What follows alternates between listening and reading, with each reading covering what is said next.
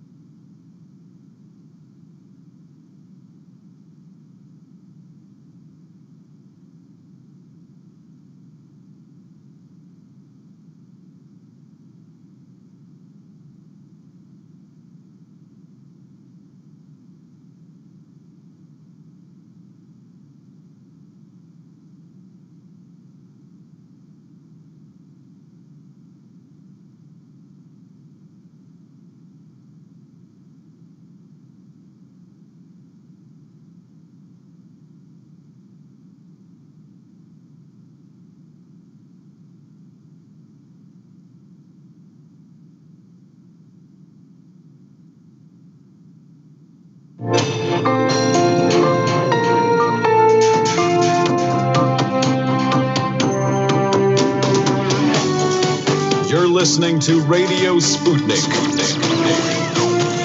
telling the untold.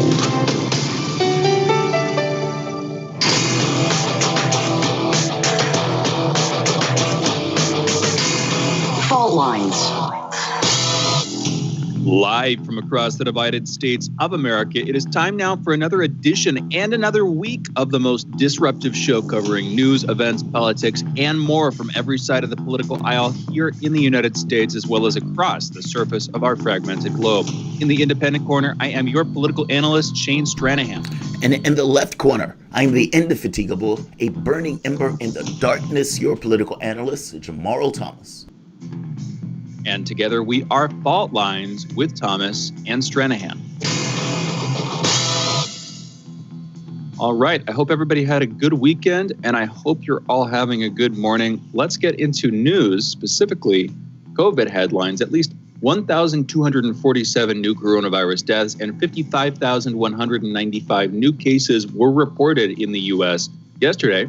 Over the past week, there has been an average of 66,393 cases per day, a decrease of 44% from the average 2 weeks earlier. The numbers are still going down. This is like the fourth week in a row or something at this point. So over a month of dropping numbers. And I'll put it like this. A couple of weeks ago when I was first noticing this trend, the drop was like 30-ish%, between 28 and 32%, I think, for that first week. Then it was 32, 33. Last week, it was about 40, a little over 40 for most of the week. Now it's 44. It seemed that the rate of drop seems to be increasing, is my point, which is a good thing. As of this morning, however, that comes as the United States has had more than 28,147,800 people infected, so a high number, and we're a stone's throw away from 500,000 people having died from the coronavirus, sitting right now at 498,650 people in the U.S. who have lost their lives from COVID. In California, Governor Gavin Newsom, who has said he supported schools safely reopening, advocated for doors opening immediately during an interview, saying, quote, "At the end of the day, we can do this now as we administer more doses. Yes, prioritizing our teachers, more vaccines in people's arms," end quote. He said when it comes to young children stepping back into schools, he's hoping to do it right away, using the example of over 1,000 California schools already open with minimal transmission. Britain's Prime Minister Boris Johnson has announced that today his administration plans to begin a, quote, cautious but irreversible, end quote, plan to roll back coronavirus restrictions as his nation reaches 1/3 of its adult population vaccinated. In a statement to Parliament, Johnson is expected to announce that all schools will reopen on March 8th, nearly a year after he first imposed the stay-at-home order. Over the weekend, his administration said it planned to offer a dose of the vaccine to everyone over the age of 50 by late April, with every adult having the ability to take the vaccine by the end of July. In national political news, the mayor of Houston, Sylvester Turner, has called for the state of Texas to pay the huge electricity bills racked up by residents in last week's freezing weather, saying it was not the fault of residents that the system could not cope. Some residents have reported bills in excess of $16,000 for a few days of usage. Temperatures plummeted to 30-year lows, hitting 0 degrees Fahrenheit or about negative 18 Celsius. Unusually cold weather across several southern states claimed at least 70 lives.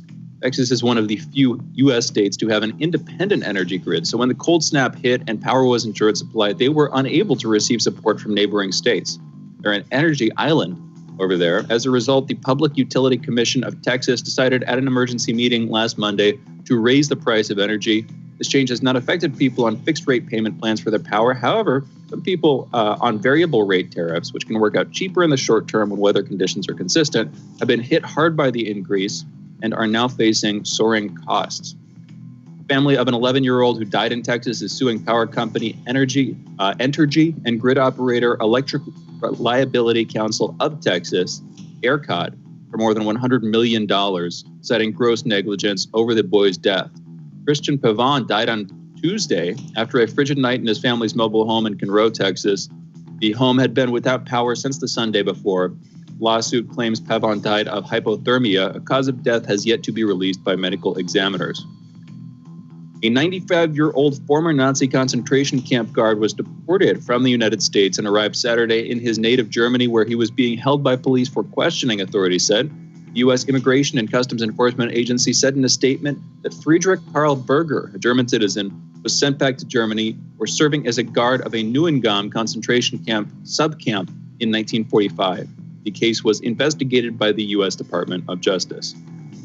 In international news, Kremlin critic Alexei Navalny will remain behind bars after a Russian court rejected his appeal over a 2.5-year jail sentence handed down earlier this month. Then, in a separate case, also heard on Saturday, Navalny was found guilty of defaming a World War II veteran and fined over 11,480 American dollars, equivalent.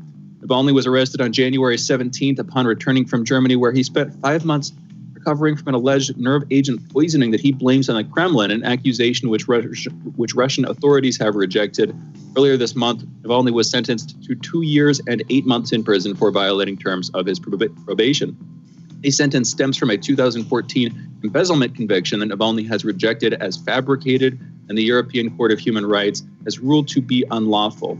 His arrest and imprisonment have fueled a wave of protests across Russia. In response, about 11,000 people have been detained, many of whom were fined or given jail terms ranging from 7 to 15 days. It seems like the vast majority of people they basically fined and then let go. Iran and the UN have worked out a temporary deal extending UN observers access to continue monitoring Iranian nuclear facilities. Iran has also said they would recommit to the JCPOA if the United States upheld its position in that deal. In Myanmar, hundreds of thousands of protesters have turned out in one of the largest demonstrations yet against the military coup. Businesses closed as employees joined the front lines of those protests. Myanmar has seen weeks of protest following the coup on February 1st. Military leaders at that time overthrew Aung San Suu Kyi's government, placing her under house arrest, and first charging her with possession of illegal walkie-talkies and then with violation of the country's natural disaster law. Protesters are demanding an end to the military rule and for the release of Ms. San Suu Kyi, along with senior members of her National League for Democracy party. A statement from the military said that protesters were, quote, now inciting the people, especially emotional teenagers and youths, to a confrontation path where they will suffer the loss of life, end quote. It cautioned the people against riot and anarchy. The warning comes after at least 2 people were killed in protests on Sunday. I've got to say, it would be the army that would be responsible for that loss of life, wouldn't it? In Spain, riots caused by the imprisonment of rapper Pablo Hasél continued for the 6th day in a row. On Saturday, over 30 people were detained during protests in Barcelona, Lleida, and Tarragona after protesters set up barricades in the center of Barcelona and set them on fire. Reportedly, protesters also set fire to parked motorcycles and mopeds and threw rocks at police. Shops were looted and some notable buildings damaged, including the music hall and the stock exchange. In Haiti, large crowds of Haitians took to the street again on Sunday as a standoff between President Jovenel Moïse and the country's opposition movement stretched into its 3rd week. These protests stem from a dispute over the president's term limit, which Moïse has stated ends in 2022. Protesters, however, say he should have stepped down February 7th, citing a constitutional provision that starts the clock once a president is elected, not when he takes office. Unrest began last year after Moïse failed to organize new elections, leaving legislative and municipal positions empty across the country. Opposition leader André Michel has stated, quote, "We want the international community to understand that the Haiti people don't back down on their demands. Jovenel Moïse must leave the national palace for a peaceful transition that can lead us to the elections," end quote. The international community, including the United Nations and the administration of President Joe Biden, have largely voiced support for Moise to remain in office until 2022. In Niger, deadly violence struck during presidential elections Sunday when 7 members of the National Electoral Commission were killed after their car hit an explosive device. The explosion occurred in a village in the Tillabéri region in the country's west. The attack happened as the second round of the country's presidential elections was nearing its final votes. Former Foreign Affairs Minister Mohamed Bazoum was running against former President Mahamadou Ousmane. The winner of Sunday's vote will succeed President Mahamadou Issoufou, who is stepping down after serving 2 terms. Adine Agalas, an advisor to the region's governor, has stated it's unclear if the attack was intended to target the Electoral Commission officials or if it was related to the election. In Nigeria, 7 people were killed when a Nigerian military plane crashed on Sunday. The plane, a King Air 350, reported an engine failure in flight and attempted to land at the airfield but failed to reach the runway. Footage from the scene circulating online shows that the plane was destroyed on impact and caught fire with nothing remaining except for parts of its tail. Ade Sirika, the Minister of Aviation for Nigeria, also tweeted that the crash, quote, appears to be fatal, end quote, and urged calm as an investigation by the military is carried out.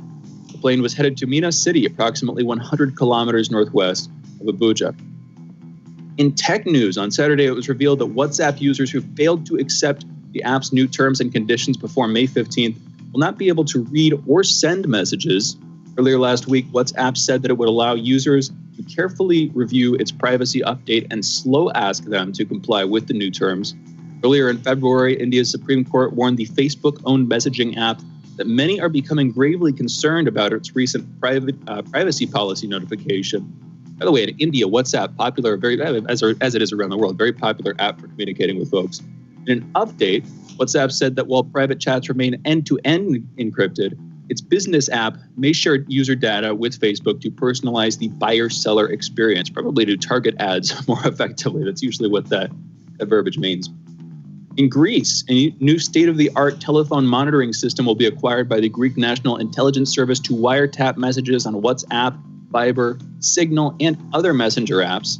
The new advanced technology will be able to track hundreds of mobile and landline telephones while fully recording conversations between apps. The monitoring system will be provided by an Italian company based in Milan, who has already installed similar technologies in France, Germany, Belgium, Spain, and a number of other countries in Europe and the Middle East. The system there is expected, at least this is how it's stated, to contribute to the fight against terrorism and organized crime. But of course, the concern is it's going to be abused inevitably and used for other purposes and in other ways anyway. On Sunday, Russia's United Aircraft Corporation and Emirati state-owned investment company Mubadala announced that they will establish a joint venture to develop a supersonic passenger plane. Target specifications of the aircraft have stated that it must reach speeds of 1.8 Mach, it's about 1,400 miles per hour, and that it will come in 2 versions of either 8 seats or 30 seats. The initial design for the plan will be presented by the end of 2021 or the beginning of 2022. In Earth and Science news, last Thursday, the U.S. Fish and Wildlife Service reported that scientists from the U.S. have successfully cloned a highly endangered black-footed ferret using the cryopreserved cells of another female ferret who died several decades ago. The cloned ferret was born on December 10th, 2020, and named Elizabeth Ann. The scientists suggest cloning is a new tool that may pave the way to developing habitat protection, disease control, and wild population surveys. Scientists believe that Elizabeth's birth will further help to address genetic barriers in many endangered creatures. That sounds like Jurassic Park to me, and I'll just state it now. I'm all for that. The SS Katherine Johnson, a Northrop Grumman Cygnus capsule, is due to arrive at the International Space Station today, bearing about 8,000 pounds of science and research supplies, vehicle hardware, and food. Cargo will help astronauts with a variety of projects, such as learning about muscle loss using roundworms, investigating astronauts' sleep quality, experiments for disease treatments, upgrades to the life support systems, and testing equipment for moon missions, and more. The ship, which launched from Virginia on Saturday, is named in honor of Katherine Johnson, a late mathematician whose work inspired the film Hidden Figures. And in business news, federal aviation regulators are ordering United Airlines to step up inspections of all Boeing 777s equipped with a type of engine that suffered a catastrophic failure over Denver on Saturday.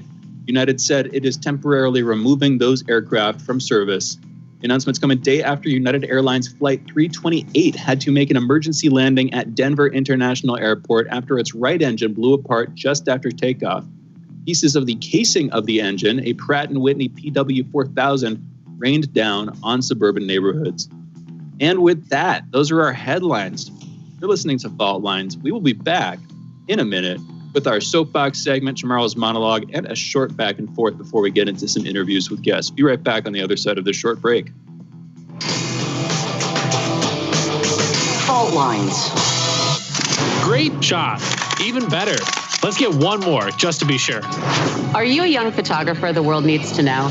Bring your images to more eyes through the Andre Stenin contest. Open to both artists and photojournalists, there are dozens of categories to enter and compete for a share of serious prize money. And, more importantly, international recognition of your work. Learn more about how to enter at stenincontest.com. Point, shoot, win.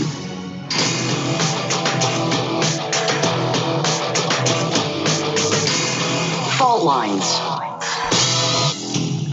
Welcome back to Fault Lines on Radio Sputnik. My name is Jamarl Thomas. I'm joined by my co-host Shane Stranahan, coming to you live out of our station in Washington, D.C. If you guys live in the area, you can catch us on radio at 105.5 FM at 1390 AM. We're also kicking around in Kansas City at 102.9 FM and 104.7 FM. If you guys are digging what Shane and I are putting down, whatever platform you're consuming this content on, give us a like and share that audio or video. You can also reach us by a tweet or a chat, and of course by phone if you want to be engaged at 202-521-1320. That is 202-521-1320. Your engagement helps makes the show what it is, so definitely don't be shy. I want to jump into this. I was eager and chomping at the bit to get on today, so I am glad I get the opportunity to do so. I made a mistake last week on Friday. And one of the interesting things is when we make mistakes, or at the very least when I personally make mistakes, I try to own up to the mistake, issue of professionalism. But it's important to understand that a mistake is different than propaganda. Vitally important. And I'm going to make that point that much more clear here by one press secretary for Joe Biden, Jen Psaki. There are times where people say things where you think to yourself, wait, what? Say that again? Because it's so breathtaking. It's so stated in a way that deserves huge amounts of ridicule, even though within American perspective, it is often not expected. Now, for the moment, I want to go back in time where Biden's press secretary brazenly, without hesitation or fear of pushback, called us a propaganda network. Let's play the clip. What's the position? I have not spoken with the president about RT or Sputnik. I think it's pretty factual to say they are tools of propaganda who work on behalf of the Russian government. I don't know that anyone would question that or raise your hand. I'm happy to discuss. But I have not discussed that with him specifically. I do know that when I was at the State Department, they attended the briefing. I had a little fun with them from time to time, but they attended the briefing. They asked questions, but I think there's no question as we're trying to decipher information that's accurate and inaccurate, it's important for the American people to know that there are outlets working on behalf of foreign governments who have an agenda, and they're not playing the role of free press and free media as you. I love that. The best part is the flattery to the audience and stenographers at the end that fancy themselves journalists. None of them, not one, raised their hands just in a weak defense, perhaps a weak pushback in this kind of nominal journalistic solidarity, and frankly, an acknowledgement of the flat fact that other countries, states, institutions with a different distribution in this physical matter reality on this particular planet can and will legitimately have points of view that deviate from the prevailing point of view of the United States. Considering we function at a level of global competition, it will be weird if they didn't. This doesn't make it propaganda, unless you're stretching the term propaganda to mean any rhetoric or statement of opinion that basically deviates from somebody else's. And by definition, you have trapped yourself in your own linguistic disingenuousness. No, you weren't going to get that honest response from any of the reporters sitting there. Whatever concerns and opinions that American hosts have expressed on Radio Sputnik or RT for the matter, as far as I know, has been their own. A point of view that can be substantiated and grounded in objective reality is perfectly valid, even if it deviates from the Washington consensus of perpetuating a quote-unquote American perspective, especially when, like these days, the American perspective is out of alignment with actual Americans. Mainstream media is massively distrusted, and I hate to put it to you, that wasn't the Russians. The reality is that we tend to be the honest arbiters. I don't doubt that we make mistakes. Friday was a good example of that. Nobody is pointing us with godhood, but they are honest mistakes. The show, run by American hosts, especially in the current installation of fault lines, give an honest accounting in a way that mainstream media does not, and you can make a case, is incapable of doing. We don't do it with this contact lens of an American point of view, but with a lens that tries to get you as close as possible to the truth, the overt and the nuance. In this pursuit, I am the integrity. I have no issue in saying so, whether that's on Fault Lines or whether that's on my own channel. To put a finer point on it, what do I mean by American perspective or American point of view? And more importantly, why do I say that the media consensus of an American point of view diverges from reality? Take the following clip by the same press secretary, Jen Psaki, that just called us a propaganda outlet a few seconds ago. Let's play the clip. We don't back coups in this country. Maduro last night went on the air and said that they'd arrested multiple people who were allegedly behind a coup that was backed by the United States. What is your response? These latest accusations, like all previous such accusations, are ludicrous. As a matter of longstanding policy, the United States does not support political transitions by non-constitutional means. Political transitions must be democratic, constitutional, peaceful, and legal. Sorry, the U.S. has whoa. The U.S. has a long-standing practice of not promoting. What did you say? How long-standing is that? In particular, in South and Latin America, that is not a long-standing practice. Let's stop it right there. Stop it right there. That's awesome. Notice how confidently she said that. She was not expecting any pushback at all on that statement, regardless of how ridiculous that statement is. She called it ludicrous to think that the United States will be involved in coups and that everybody is attesting to such is just pushing propaganda. She is shocked when somebody who must have snuck in made the point to her that what she just said was utterly and completely absurd and honestly, depending on who you are, potentially offensive. It is bald-faced propaganda and not even good propaganda. Saddam Hussein in Iraq, that was a coup. Gaddafi in Libya, they're selling black slaves now with the weird thing of a first black president presiding over a policy that ends up with them selling black slaves. And you don't believe me? Listen to this person. She's bragging about it. Let's play the clip. But so, I mean, that is the land of unconfirmed. Yes, we came, we saw, he died. Did it have anything to do with your visit? No, I'm sure it did. Nah, I'm sure it didn't. I'm sure it didn't. That's Hillary Clinton, if you didn't know. That's her bragging about Gaddafi being sodomized with a machete and them toppling that particular government. Again, they're selling slaves now in their place has been a basket case the entire time we set it on fire.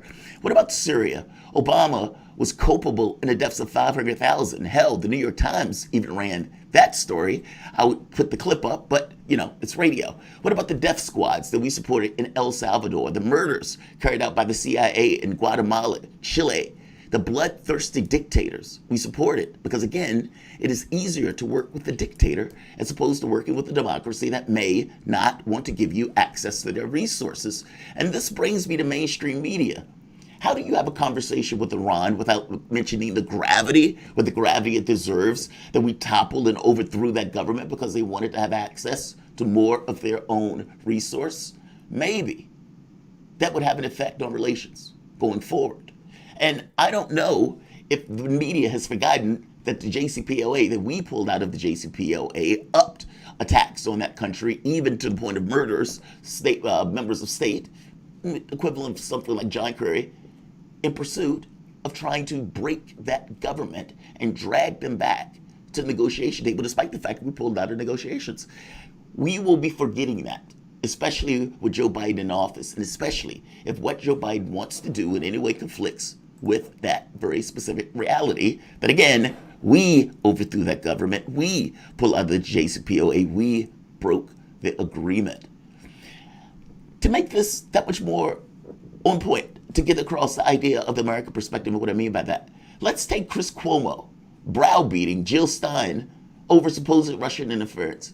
Listen to what Cuomo says here. Let's play the clip. This is perfect. Let me say, I think it would be naive to think that Russia did not try to interfere.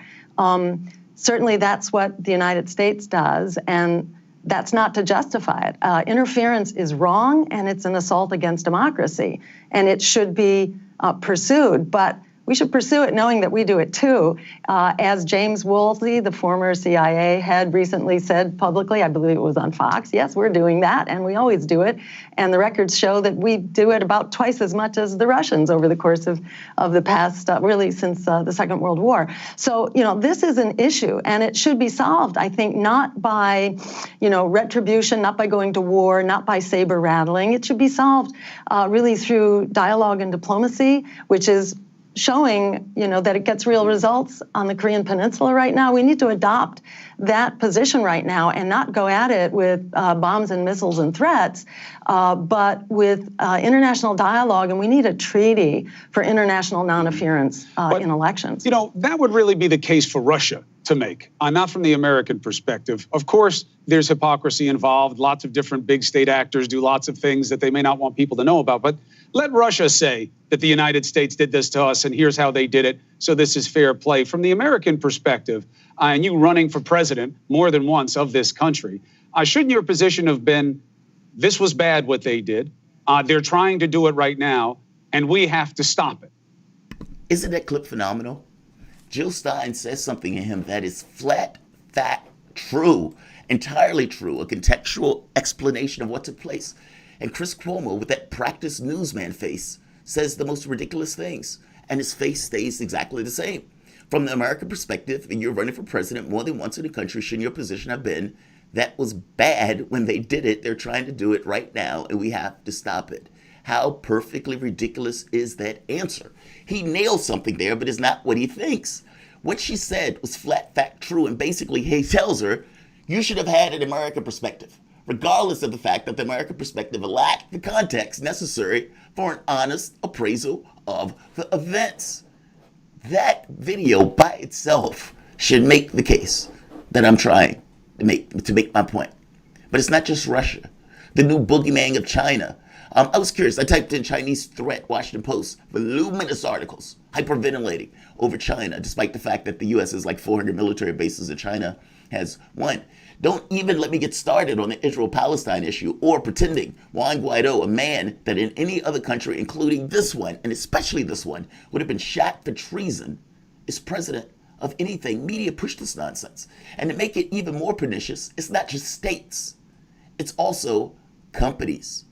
It is also companies. The amount of companies and investments that are put into those media organizations. And do you believe that the money that they invest in those companies, if it indeed contradicts something that they need to inform the audience, that which one do you think wins out? The money that is put into the organizations or the credibility of the news, the need for that particular news and information? I'm telling you, what is going to lose is the need for that information, especially with these companies under so much stress. You don't believe me? You can look at it for yourself. Brought to you by Northrop Grumman, brought to you by Big Tech, brought to you by Big Oil. And it will be articles that will be explaining to you why that particular company is needed for this particular thing or that particular thing. I'm making a point to you that it's not even just these guys function as state media with this kind of American perspective. It's also the companies buy their way into influencing the media also. So yeah, don't throw stones in glass houses. And again, I stress the point, we are the honest actors in this. We can be honest in a way that mainstream media can't. And for Jen Psaki putting out that level of propaganda like that, that's bald-faced, it's just embarrassing. Utterly and entirely embarrassing. Shane, what do you think? I was able to bust through this as fast as I possibly could. It took like 30 minutes when I did it before. So, good. But what do you think about this? I mean, like, this is utterly astonishing. The woman is calling us propaganda, and then she turns around and puts out bald-faced propaganda. In fact, so much so that the American consensus breaks down as somebody says, wait a minute, that's too ridiculous for even us to let slide. What are your thoughts? I mean, it's ridiculous. Let's go back to Jen Psaki's statement about us not doing coups. We haven't done that for a while, whatever the specifics of what she said. The most charitable take here is that she literally doesn't know about it. That's the best faith take that we can possibly have on it, which if that's true, let's just go with that for just a second. She shouldn't be doing that job. Somehow not aware of it. We know way more than she does about U.S. foreign policy. Now, I don't buy that. I'm just putting that out as the best possible version of these events, at least for her credibility. Now, of course, if she does know about it, then she's just propagandizing. She's just doing exactly what she would accuse Sputnik or other state outlets of doing, which is, of course, ridiculous. Now, maybe that's her job as the White House's press secretary, but what right does she have to speak about the vast majority of issues if she wants to be trusted then? And I guess the answer is not much. But again, if we go back with the good faith take, that would be frightening enough. The fact that she could just be lying, that she knows about what's happening, and she's trying to paint the presidency and the American government in the brightest terms possible. One downside of that, of course, is if we're doing coups and she's lying about it, and some people in the U.S. believe her, of media outlets in the U.S. go with that line broadly, then we're left in the dark about what our country is actually like, what our government actually does. And since we are the country, as far as I can tell, that does the most coups worldwide, internationally, I don't think most Americans would want that or would like that. And the ones who know about it certainly don't seem to want that or like that.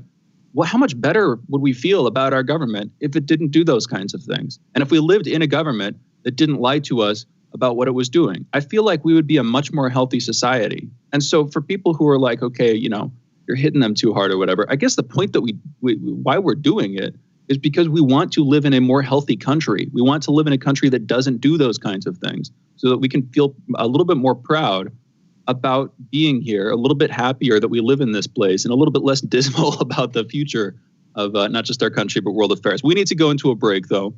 Jamarl, you're hitting all the right points here. You're listening to Fault Lines with Thomas and Stranahan. We will be back in a minute with our next guest, Brad Blankenship, talking China. Be right back. Fault Lines. You're listening to Radio Sputnik. What do we want? News, politics, and culture. When do we want it? Wait, we weren't finished. News, politics, and culture without the red and blue spin. Okay, so now when do you want it? Daily from noon to 2 p.m. Eastern Time. Okay, satisfied now? Never. Tune in to Political Misfits on 105.5 FM in Washington, D.C. and on 102.9 and 104.7 FM in Kansas City, Missouri. Daily for our analytical fix. Don't surrender.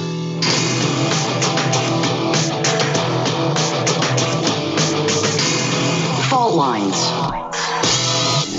Welcome back to Fault Lines on Radio Sputnik. My name is Jamarl Thomas. I'm joined by my co-host Shane Stranahan, coming to you live out of our station in Washington, D.C. So, last week, Joe Biden, Munich Security Conference, basically makes the point that we're back, baby! Basically talking about America on the world stage. But what does that mean for China?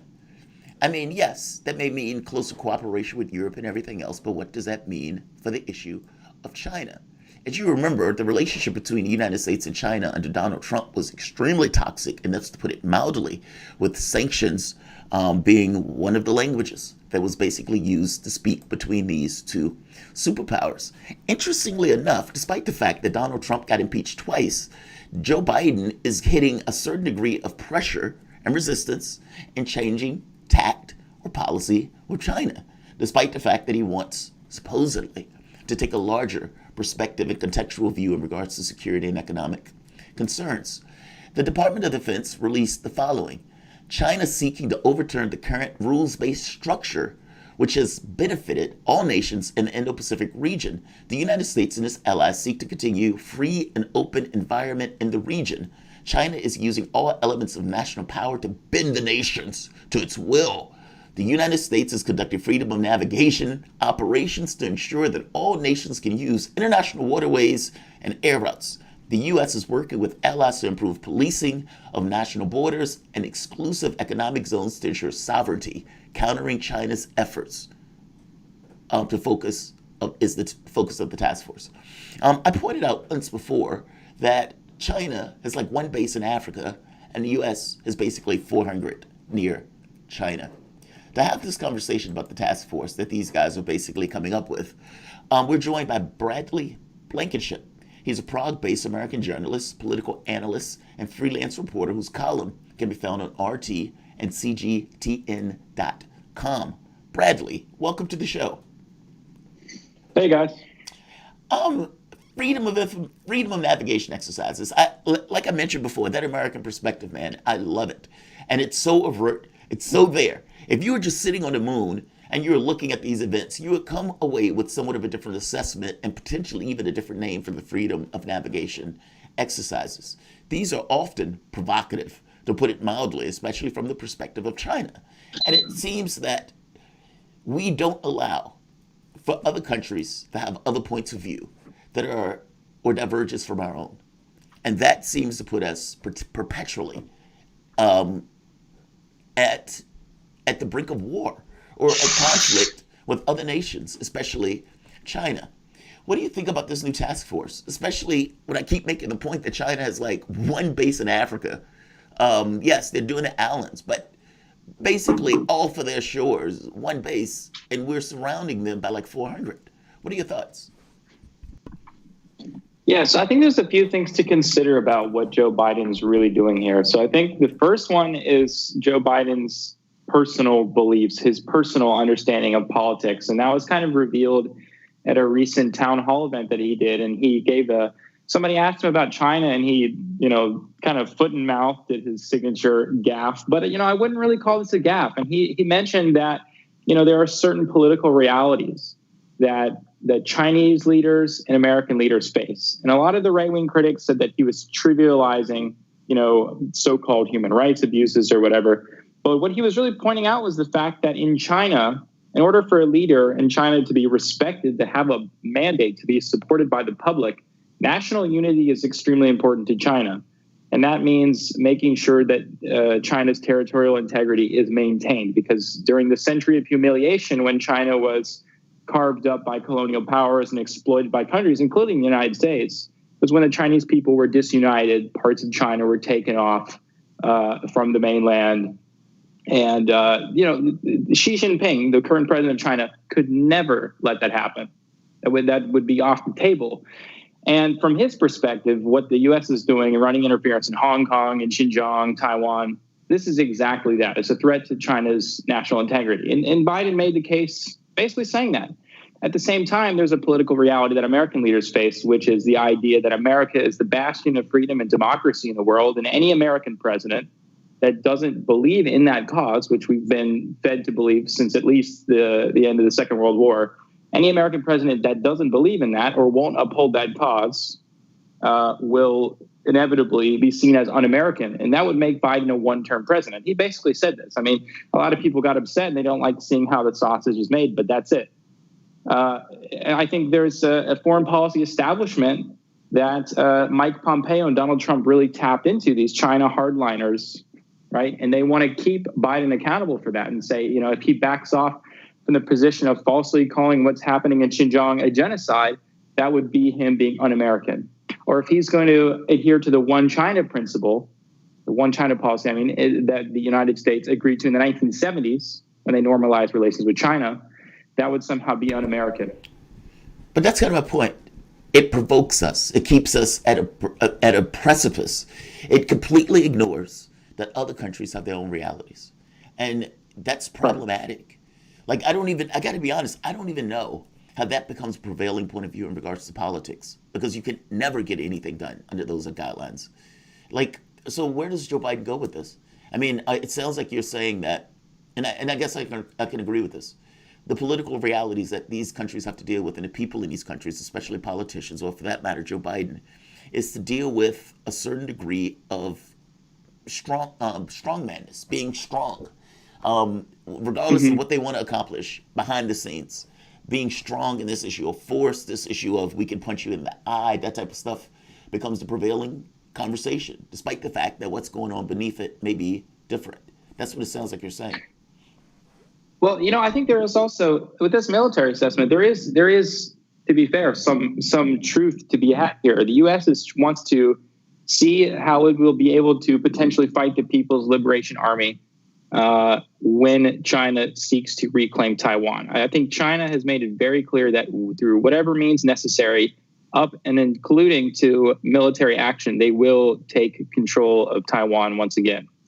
Now, on this issue, we have to understand here that, China, for their case, is acting within the confines of international law. Taiwan is considered a part of China under international law. The one China policy is rooted in the fact that the United Nations has recognized the People's Republic of China as the only legitimate government of the territory of China, which includes Taiwan.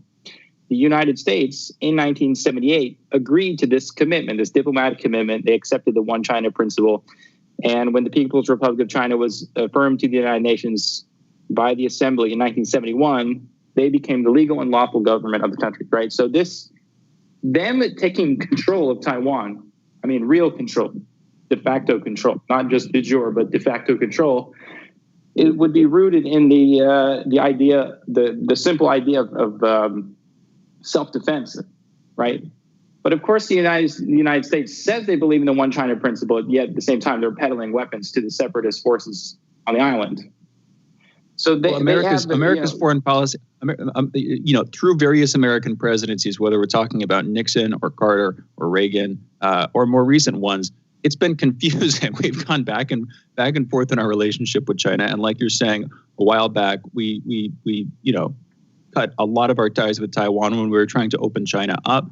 That succeeded in large part. That, of course, led to a large degree of China's growth with Deng Xiaoping heading to other countries, seeing how they were doing things, and then bringing that modernization back home. And they've been riding that wave ever since then. But there's also a larger, if you look at this a little bit more abstractly, you have one major power historically in the 20th century, the United States. You have a couple of other rising powers. First, the Soviet Union, of course, rivaling the U.S., then that falls, declines. You have the Russian Federation. Now you have Russia, China, the U.S., and the EU as these global centers. And I'm leaving out some. I'm leaving out India. I'm leaving out Brazil, et cetera. But I guess where I'm going with this is there's this idea of the Thucydides trap. We've talked about this before on the show, where if you have a dominant power and that power is maintaining its current level of power, and other countries or other nations are rising, they're gaining power, you're setting yourself up for an almost inevitable, it's the rule, not the exception, is how it's been put, almost inevitable confrontation between these two powers. From that perspective, looking at this in terms of realpolitik, isn't it perfectly sensible for the United States, I'm sort of playing a devil's advocate here, for the United States to prepare for war, to prepare at least on a war footing with the idea that confrontation is inevitable? What's your take on that, Brad? Well, I don't think that this confrontation is necessarily, of course, there's going to be pushback from the United States as it tries to maintain its dominance. And I think at the same time, it's very clear that, the United States, being a predominant capitalist country that it is pretty much, as we've seen, the entire history of the country, it's just really seeking what the elite wants. And if you actually look at what's going on with elite investors and capital flows from the United States to China, it's very clear that actually the business elite I would say at least a significant portion of the financial elite and the investing class in the United States will resist this war, actually, because it would destabilize markets and because of the fact that China is so intertwined with the American economy. The fact that, I was just reading today, actually, that the Chinese yuan, the internationalized Chinese yuan, is actually becoming one of the top traded foreign currencies in the world now. And, it's actually competing with the Japanese yen and the British pound sterling. So it's actually a really interesting dynamic here. And what I think is so different is that in the past, the world has been so disconnected where it was possible to decouple. But it's just not now. It's not possible to do that without actually really upsetting the elite in the United States. And they always and the pandemic showed that. In part, the pandemic forced us to see what a major gap in international trade would look like, and this hit home most, I think, with PPE back in March, April of last year, when we were really struggling in the United States, European countries also struggling to get protective equipment because most of the manufacturing centers of those products are, of course, based in Southeast Asia and East Asia. And so, they were dealing with the pandemic too. They were producing their supplies and they were using them. They weren't exporting them. But I want to come back to this. War is certainly destructive, and in that sense, it reduces total GDP. But war is also immensely profitable. And United States has a military-industrial complex like no other nation. From that perspective, there's also this argument that the United States has presided over an international order with the World Trade Organization, the UN, these various bodies that it predominantly set up following World War II. It seems like there's a shift. Maybe the vestiges of those institutions will carry over into whatever's coming on the other side of the United States dominated world order. But it seems like there's something that the U.S. wants to maintain there. I mean, you're saying that it would destabilize things, but the U.S. is also trying to maintain its own kind of stability here. This also kind of speaks to the fact that the United States is so divided that it's not even just the fact that people in the street are divided between race and class and so on, but actually the ruling class in the United States, which I think was evident going way back, but I think was really clear in the election of Donald Trump over Hillary Clinton, that the ruling class itself is divided over the direction of the country to manage America's decline as an imperial power.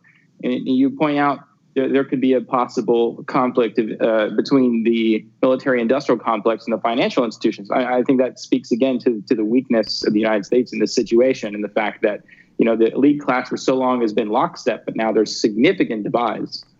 Bradley, we need to close out, but just a quick question on Taiwan. At which point does self-determination apply? Meaning, at which point is Taiwan, even though it's considered, a one China principle and everything else, is there an argument to be made that Taiwan has a certain degree of self-determination in and of itself after being apart for a period of time, as opposed to being under this idea of the one China principle and, like you said, China militarily being able to take the country?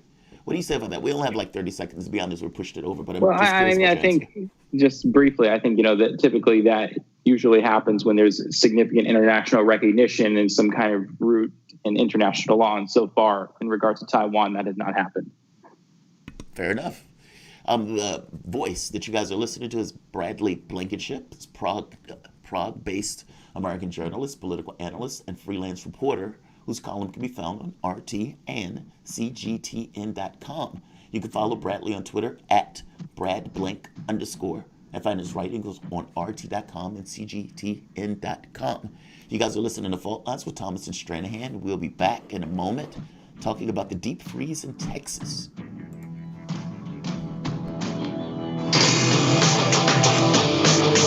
Fault Lines. Want to know how international issues fit into local ones and how local issues fit into international ones with the historical context to tie them together? Well, we're bringing it to you all by any means necessary. Tune in weekdays from 2 to 4 p.m. Eastern Standard Time to hear me, Jackie Lukman, alongside my co-host, Sean Blackman. By any means necessary, your guide to connecting the social, political, and economic movements shaping the world around us.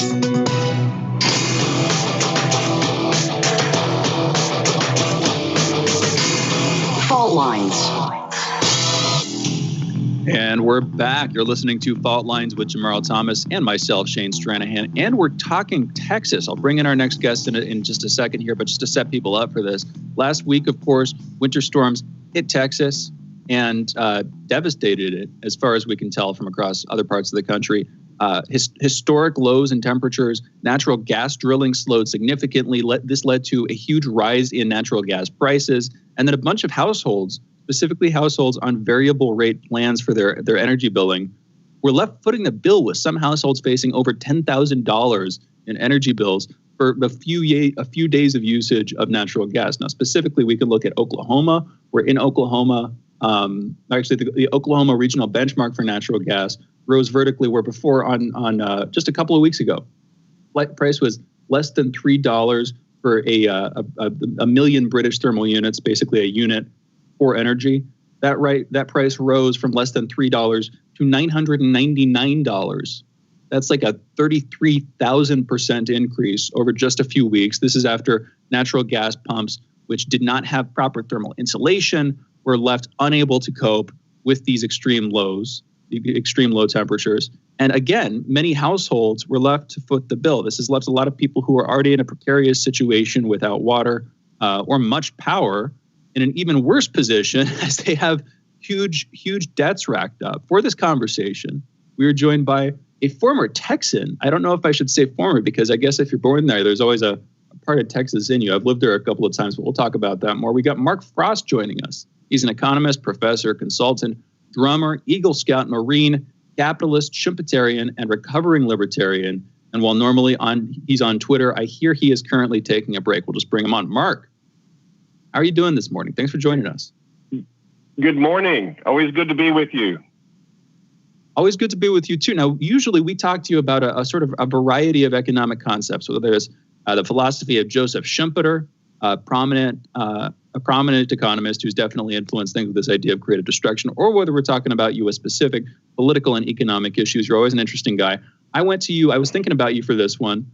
I think because of the confluence, you are an ex-Texan, and we're talking about the economics of this. And there's sort of an interesting moral question here, which is, why the hell were these households who were already in extreme positions of peril, extreme lows, many of them left without water, and some of them left without power. The ones who had power, many of them appeared to foot a ridiculous bill, over $10,000 for the use of that gas in a couple of days. I guess I just want to set this up for folks a little bit. You've lived in Texas before, right? Where are you from there?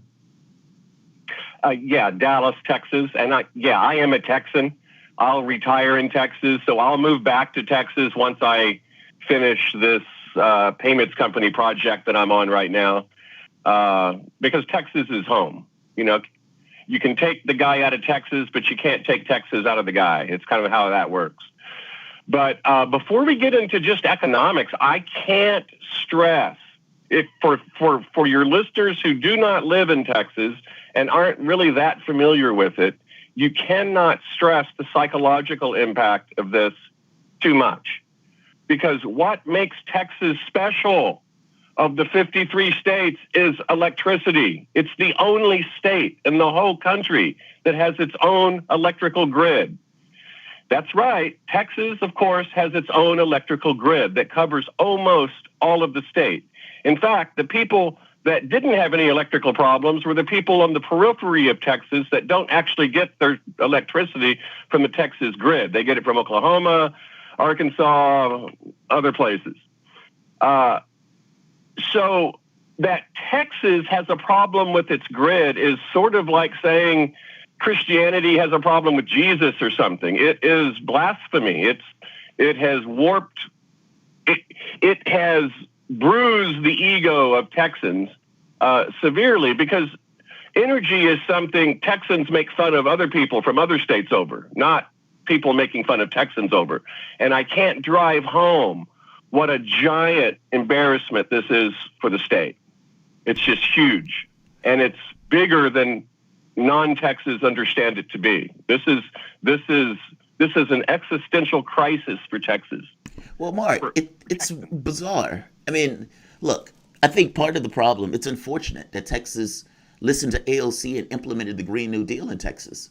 I mean, if it wasn't for the Green New Deal, none of this would be happening right now, at least based on some of the word that's coming out of Texas. And then you have Ted Cruz, who basically absconded. I think that is not the worst thing that Ted Cruz did this year, and yet that was the thing that stuck out the most. Why did that resonate so? I mean, I have my own ideas on why that hit so hard, but why was that the thing? He fled to Cancun. He fled to Cancun just to set it up for people. Mark, go ahead. Yeah, I was just going to say probably because of the way Texas is. I've lived in a lot of different states, but I've never lived in a state where it views itself with pride on the level of national patriotism. And it has that at the state level. I've lived in Oklahoma, California, Oregon, let's see where else, Georgia, North Carolina. Colorado. I've lived in various places, and the intensity of the state pride just isn't like it is in Texas. In fact, what you just said is very true about Texas. It's weird. And for people that love Texas, there's things about Texas that make it Texas that are both wonderful and ridiculous. And all of it mushed together sort of makes it Texas. But if I was a Texan right now on variable rate plan for electricity, I would be not happy with Texas at all. Absolutely. I just brief comment too. I think we have mostly married each other. I've also lived in California. I've lived in Oregon. I've lived in North Carolina. I only traveled in Colorado, but good states, I'll say. And I definitely haven't lived in Georgia. Anyway, back to the conversation here. You talk about this wounding Texan pride on a deep level. Is it from what you're seeing? Admittedly, I believe you're currently living in Georgia. So, admittedly, from abroad, so to speak, from outside the borders of the state, are you seeing any serious attempt to reconcile itself with what's going to come on the other side of that wounding? Are you hearing conversations about them massively rejiggering how their electric system works? What changes are they planning on making from what you're hearing, Mark? Now that I don't know, because I don't know that they know right now, because I believe that this caught everybody off guard. Nobody saw anything like this ever happening. In fact, if you go look at the debates, the hearings of ERCOT itself, you'll see that no one ever thought that supply and demand would get so out of sync that you'd see $10,000 bills that people receive when the month before they paid $300 or something. What Texas is going to have to do is what a lot of states and just the country in general have to do. As an economist, when I look at energy, I look at solar, I look at fossil fuels, I look at natural gas. When I see real energy independence, especially with electric cars coming, at some point we're going to have to revisit nuclear, because that's where the bang for your buck comes from right now when it's done right. And countries have shown it can be done right. There's certainly risk involved with it, but that can be effectively managed. But it seems to me that decades of anti-nuclear rhetoric are going to damage the energy supplies of the country, because if you travel Texas like I do, like on a motorcycle, you'll see wind farms all over South Texas. They're everywhere. Well, wind farms work great when there's wind. You'll see big solar panels all over Texas, solar farms. Well, solar farms don't work real well when it's cloudy and cold and all that kind of stuff. And so that leaves fossil fuels of some form and nuclear energy. And nuclear energy is very dependable. It's relatively clean.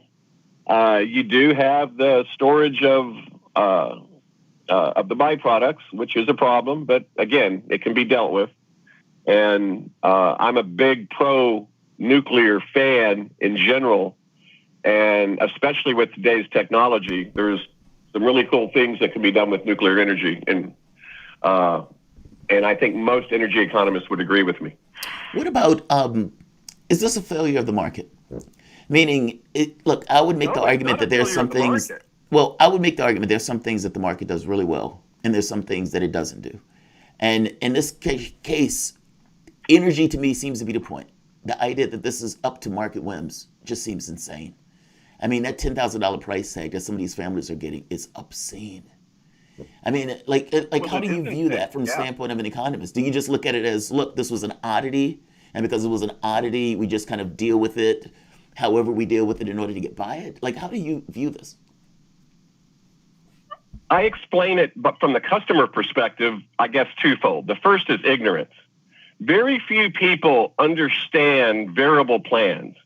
Right now, there's a lot of people on variable mortgages, and I promise you, in 5 years, you guys are going to have me on and say, how about all these variable mortgages and people's payments are exploding because rates are going up? Well, it's the same way with electricity. If you want the price to be set by supply and demand, that's called wholesale electricity, and it's run by the futures market, just like the futures market runs the intertemporal aspects of the stock and other markets, those sorts of things. But people are very ignorant. People in Texas have choices. You can select a plan where you pay 11 cents per kilowatt hour, or you can select a plan where you pay 6 cents per kilowatt hour. Well, the people that paid the 12 cents, they're on a fixed plan. So they're going to pay 12 cents no matter what happens to the price of the market for that year. If you choose the variable plan, that means you're trying to save money. Mark, we're going to have to stop you here, but yeah, we're going to have to bring you back to have that conversation about people on variable mortgages when the numbers spike. Because look, that $10,000 is obscene. And I get the feeling that maybe those people just didn't know. Yeah. The voice that you guys were listening to is Mark Frost. He's an economist, professor, consultant, drummer, Eagle Scout, Marine, capitalist, Jupiterian, and recovering libertarian. You can follow Mark on Twitter at FrostyCash. You guys are listening to Fault Lines with Thomas and Stranahan. We'll be back in a moment.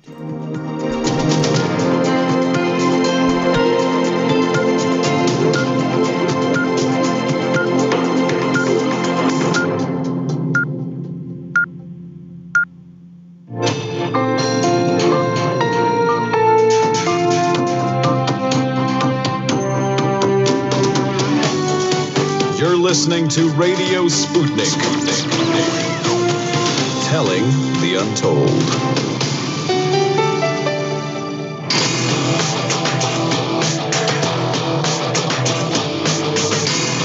Fault lines. Live from the divided states of America, welcome to your daily inoculation for propaganda. In the left corner, I am the indefatigable, the ever-vigilant, the last antibody to a sick and seizing political system. Your political analyst, Jamarl Thomas. And in the independent corner, I am your political analyst, Shane Stranahan. And that would mean you are listening to Fault Lines with Thomas and Stranahan. Let's get to the headlines. In the news, at least 1,247 new coronavirus deaths and 55,195 new cases were reported in the United States yesterday. Over the past week, there's been an average of 66,393 cases per day, a decrease of 44% from the average 2 weeks earlier. As of Monday morning, more than 28,147,800 people in the United States have been infected with coronavirus, and 498,650 have died. That number is monstrous. Every time I read it, that number is monstrous. California Governor Gavin Newsom, who said he supported schools safely reopening, advocated for doors opening immediately during an interview saying, quote, "At the end of the day, we can do this now and we can administer more doses. Yes, prioritizing our teachers, more vaccines in people's arms," unquote. He said when it comes to young children stepping back into schools, he's, quote, "hoping to do it right away," unquote, using the example of thousands of Californians already open with minimal transmission. Britain's Prime Minister Boris Johnson has announced that today his administration plans to begin a cautious but irreversible plan to roll back coronavirus restrictions as his nation reaches 1/3 of its adult population vaccinated. In a statement to Parliament, Johnson is expected to announce that all schools will be reopened by March 8th, nearly a year after he first imposed the stay-at-home order. Over the weekend, the administration said it planned to offer a dose of the vaccine to everyone over the age of 50 by late April, with every adult having the ability to take the vaccine by the end of July.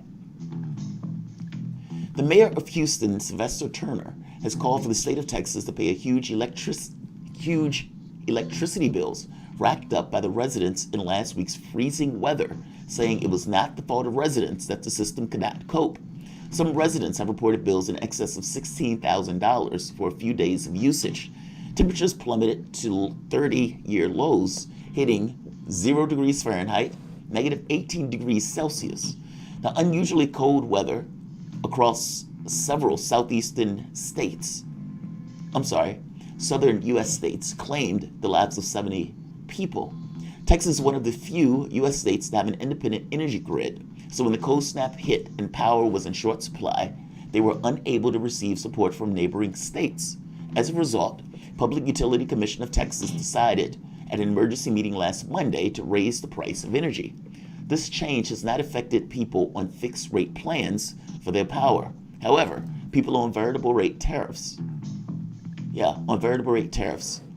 which can work out cheaper in the shorter term when weather conditions are consistent, have been hit hard by the increase and are now facing soaring costs. We were just speaking with that about Mark Frost, the people on the variable rate plans getting those obscene energy costs. The family of an 11-year-old who died in Texas is suing power company Entergy and the grid operator, Electric Reliability Council of Texas, for more than $100 million, citing gross negligence over the boy's death. Kristen Pavon died on Tuesday after a frigid night in his family's mobile home in Conroe, Texas. The home had been without power since Sunday before. The lawsuit claims that Pavon died of hypothermia. A cause of death has yet to be released by medical examiners. A 95-year-old this is interesting. A 95-year-old former Nazi concentration camp guard was deported from the United States and arrived Saturday in his native Germany, where he was being held by police for questioning, authorities said. The U.S. Immigration and Customs Enforcement Agency said in a statement that Friedrich Karl Berger, German citizen, was sent back to Germany for serving as a guard in Neuengamme concentration subcamp in 1945. The case was investigated by the U.S. Department of Justice. Very interesting. Shane, what do you think about that? Is there a time limit on Nazis? And I know I know that's a weird question per se, but if you did something 40 years ago, 50 years ago, you might be an entirely different person. You might think completely differently. You may hate what you did prior, and yet, are you still going to be held responsible for it, despite the fact that it's 50 years that has passed? Should you continuously be held responsible for it if you are indeed a different person and the time itself has changed? What are your thoughts on that? That's an interesting case, because that's not the only case where that has happened like that. There's been other cases in Germany where Nazis or people who worked at big camps were basically prosecuted when they were in their 90s or 80s. So what do you think, Shane? What are your thoughts? Well, this is even longer. This is 75 years ago. You're talking 40, 50 years ago. This is 75 years ago. He was a 20-year-old at the time. I can't give my, because I don't even know what my freaking opinion is on this, but I'll first give out what I think the point here is. The point is you draw a line in the sand and then you allow nobody to cross it at any point. So whether it's a year after the end of World War II or whether it's 75 years after the end of World War II, and there really aren't going to be very many people left at all who are in this position, of course, because most of them, frankly, are already dead. You're trying to say, you're not going to do this. You're never going to do this ever again. If anybody does this kind of thing ever again, you're going to face the threat throughout the course of the rest of your lifetime that if we catch you, we will process you, whatever that means. We'll put you in prison. And we're trying to make that a very clear standard. Now, is that a good thing for the individual? This guy, again, 75 years later, he was much younger than I am, and I'm a relatively young dude. He probably has had serious changes of heart. But do you want to sacrifice it on the case of one person? Do you want to sacrifice the message you're sending, which is this is the absolute worst thing we're not going to tolerate that idea? What's your take on that, Jamarl? I don't know. I'll be honest, but that's, I think, the thought process at the least. Oh man, this is a tough one, right? Because it's Nazis. So it's like the moment you had Nazis. Yes, yeah. There's a political part to it. Look, I guess there are two ways to look at it, and I have qualms with. Look, I've seen people who they prosecuted after the fact, and they've been in this kind of situation of they repudiated everything that they did when they were growing up. What was it like to be 20 years old in Nazi Germany? And were you more likely to be a Nazi or less likely? And more importantly, what was the prevailing point of view of people who were growing up, who were kids, who were brought up in these kind of Hitler youths? I don't know if people have seen some of those old videos. That's an old video. I can't think of the name of it. It's not even, I don't think there's even words to it. It's just imagery. and you're seeing like the Nazi salutes, you're seeing the fanaticism, you're seeing the flags and everything else. They were ensconced in propaganda. And so it's like, if that kid is growing up there, is that kid a product of his environment, or is that kid himself a Nazi all on its own? And the answer is ridiculously, of course, he was a Nazi because of the environment. By the same token, there's something to be said about a line in the sand. And I do get that rationale of this will not be tolerated at all. So much so that even if you are 99 years old, I don't care if you're going to die tomorrow from cancer or you're going to be put in prison for it.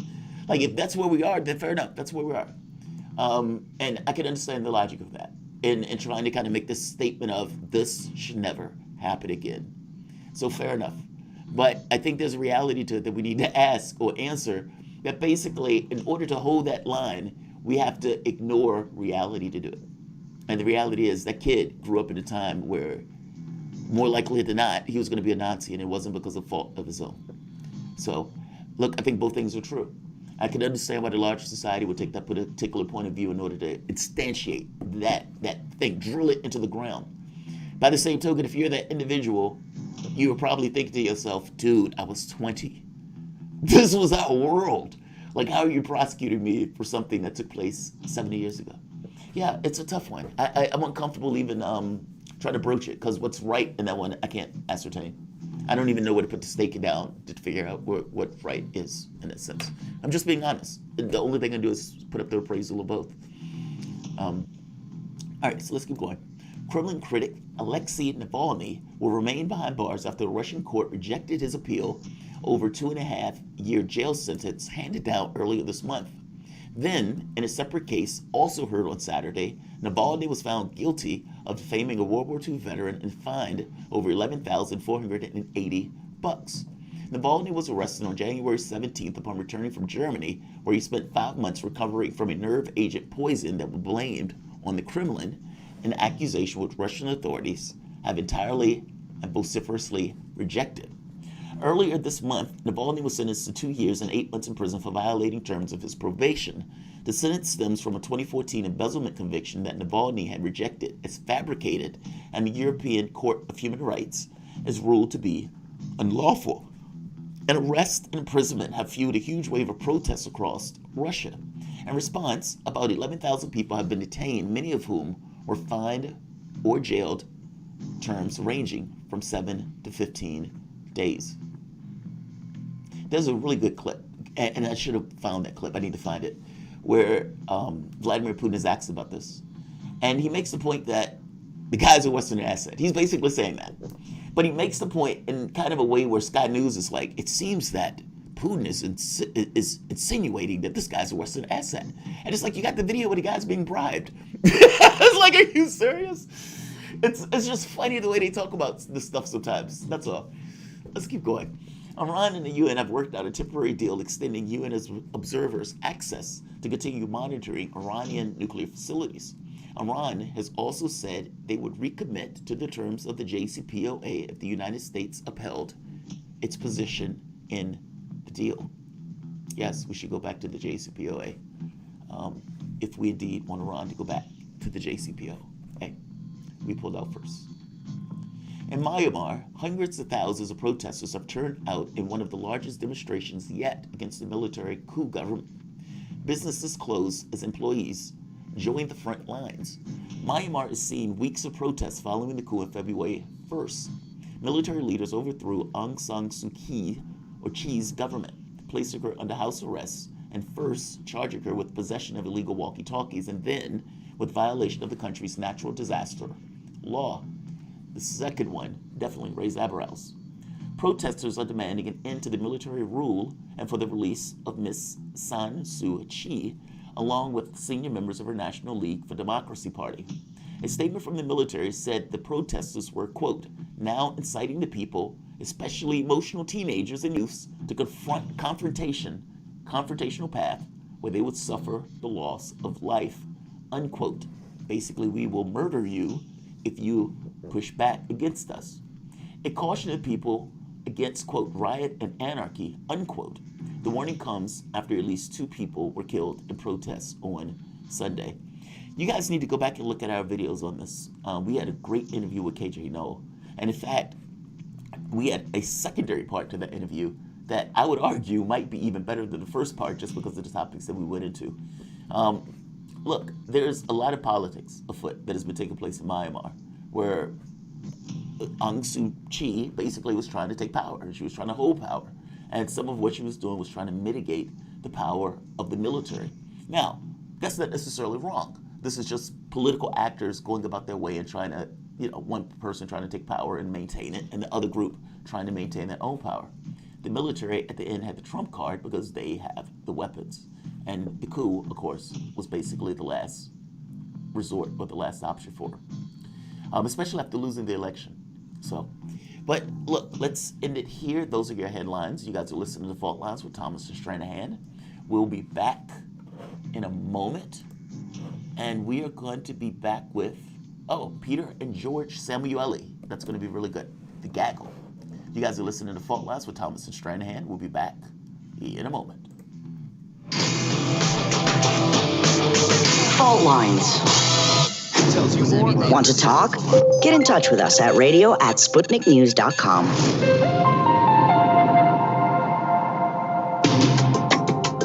Epidemics and pandemics could kill millions of people, and they actually did. Centuries ago, deadly outbreaks called the Black Death, the Plague of Justinian, and the Spanish flu ravaged countries, empires, and whole continents. Some of these diseases are still present around the globe. Others have become a thing of the past. Discover how these ancient and not-so-distant outbreaks from previous centuries differ from modern-day SARS, MERS, and coronavirus pandemics.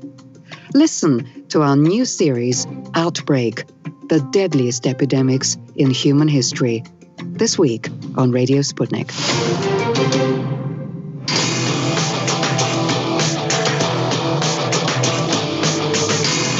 Fault Lines. And we're back. You're listening to Fault Lines with Thomas and Stranahan, and we're having a bunch of conversations. We've got a lot of topics we want to hit, both foreign and domestic, but we're going to start with the foreign. We're going to start talking about Russia, the relationship between Russia and the United States, and Alexei Navalny. Let's start with Navalny, in fact. Navalny was recently put in prison, given a sentence relating to a 2014 fraud case and the fact that he was a no-show for meetings that he was supposed to have on that fraud case. And then more recently, a defamation case that was brought against him, where effectively he had insulted a vet on social media and was charged with defamation and had to pay a fine of about $11,000.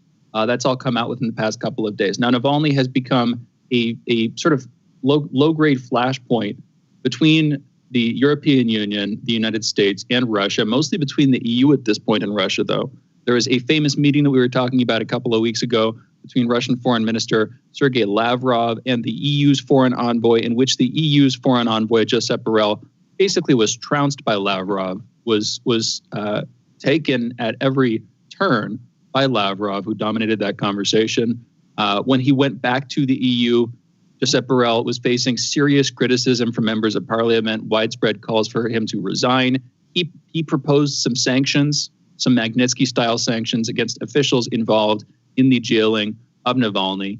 Now the EU is talking about more and heavier sanctions that they're wanting to impose on Russia, effectively lumping into the same category as Myanmar, against whom they are also proposing some sanctions. We'll see if this actually comes to pass. And of course, Russia, a little bit after that interview, within the past few weeks, has said if the EU decides to impose serious biting sanctions on them, they have in their cards, they're considering withdrawing from diplomatic negotiations, diplomatic arrangements with the EU in general, basically facing an increasingly hostile relationship between the two countries. And although Navalny didn't start it, again, he is the recent flashpoint that has led to a more serious degradation of relations between Russia and the EU. For this conversation and many more that we're about to get into, we are joined by members of the Gaggle. Those Peter Lavelle, American journalist and host of Crosstalk on RT, and George Samueli, senior research fellow at the Global Policy Institute and author. And together, they're the hosts of The Gaggle. That's a show airing now on YouTube. Go check them out. Guys, thank you for joining us. Peter, George, how are you doing this morning? Good, thank you. How are you? I'm doing great. Good, and we're better for having you. Thank you again for being with us. All right, let's just start with Navalny here, and then we can get into the Munich Security Conference, the details of what went on there, as well as the wider relationship between the EU and Russia, which again seems to be in a state of serious decline. But let's start with Navalny. What are the details of this defamation case that was brought against him? What did he do? And is the sentencing, in your opinion, proportional to it? What's your take on it? Go ahead, George. Well, the defamation case involved the kind of a video that was released by Navalny last year during the constitutional referendum, and in this video. The video was involved a statement by a World War II veteran who was, of course, supportive of the constitutional referendum. Navalny launched an attack and spoke in a very derogatory way about this World War II vet. Now, anyone who knows anything about contemporary Russia will know that World War II vets are treated as holy people. They are untouchable. They're just sacrosanct. So, but for somebody who intends to have or purports to have a political ambitions in Russia, to attack and slander and ridicule a World War II vet is not calculated to get you very far. So this World War II vet brought this lawsuit against Navalny, and during the trial, Navalny behaved in a ridiculous way. He clowned around. He made fun of the judge. Again, it was a kind of a bizarre performance. You would have thought somebody who has political ambitions would behave in a normal, responsible fashion and would go out of his way to apologize to the World War II vet. So he said, it was a misunderstanding. I have nothing but the highest regard for World War II vets, the usual thing. But he didn't do that. And he really clowned his way through this trial. He lost. And as you said, he was fined a substantial sum. So that's a separate issue from the earlier case in which he was convicted, was put on probation. He violated the terms of his probation and has then been sentenced to completing the prison term.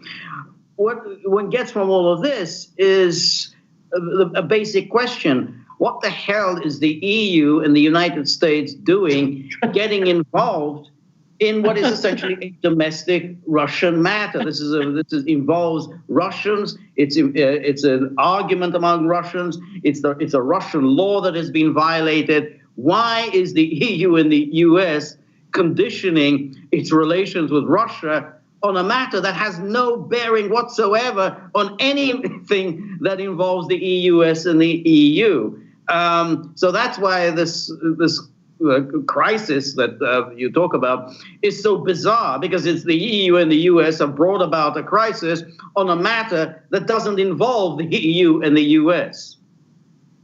George is absolutely right, because there's an interesting equivalence here in a very small way, is that Navalny put on a pussy riot defense by mocking the court, which, maybe Western journalists would find that interesting. But see, what Navalny is doing is questioning the legitimacy of the present political order, the constitutional order. But Borrell, in his bizarre visit, very much like the behavior of Navalny in a way, is questioning the moral authority of his interlocutor, the Russian Federation, and particularly at the time, Sergei Lavrov, probably the greatest living diplomat of our time. So, there's mocking going on here. And George is absolutely right. Insulting a veteran of the Great Patriotic War is just simply unthinkable, let alone, considering even doing it. people were absolutely shocked by that. And I've come across people that are sympathetic to some of his ideas, not necessarily himself as a person,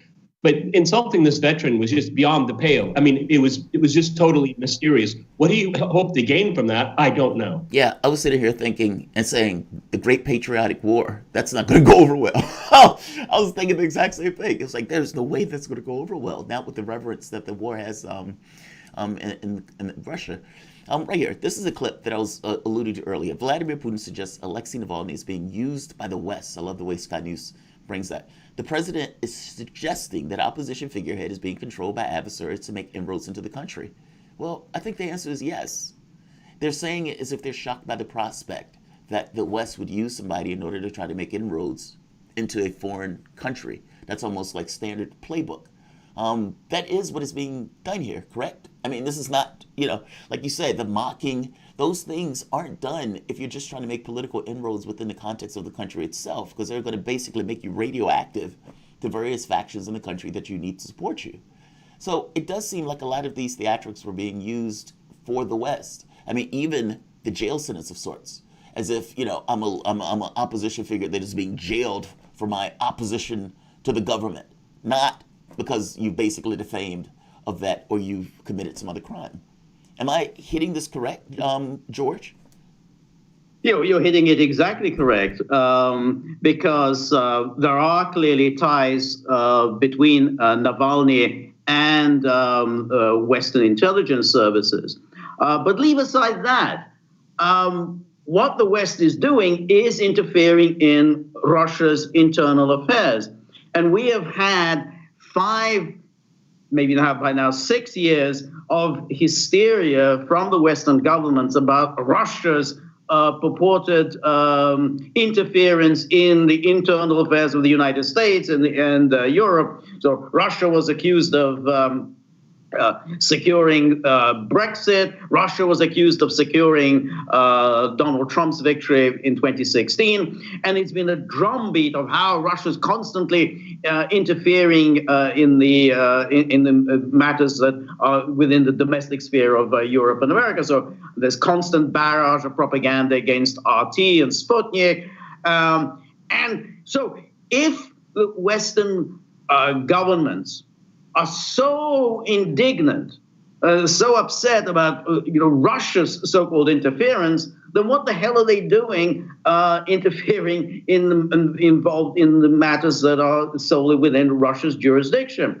So it's clear that none of this is serious, and it's all a part of a kind of a propaganda war. The propaganda war involves these baseless accusations against Russia about how Russia is doing this, that, and the other. And the propaganda war also involves constant seizure of anything that happens in Russia, like such as Navalny or demonstrations or whatever. So it's just part of a propaganda barrage, by the West, and so therefore none of us can ever be taken seriously.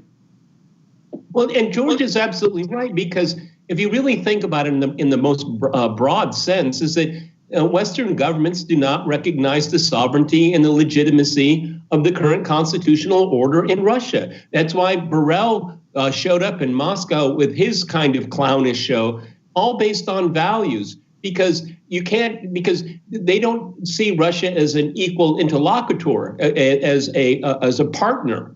And I have to point out, the Russian side continues to less and less so use the word partner.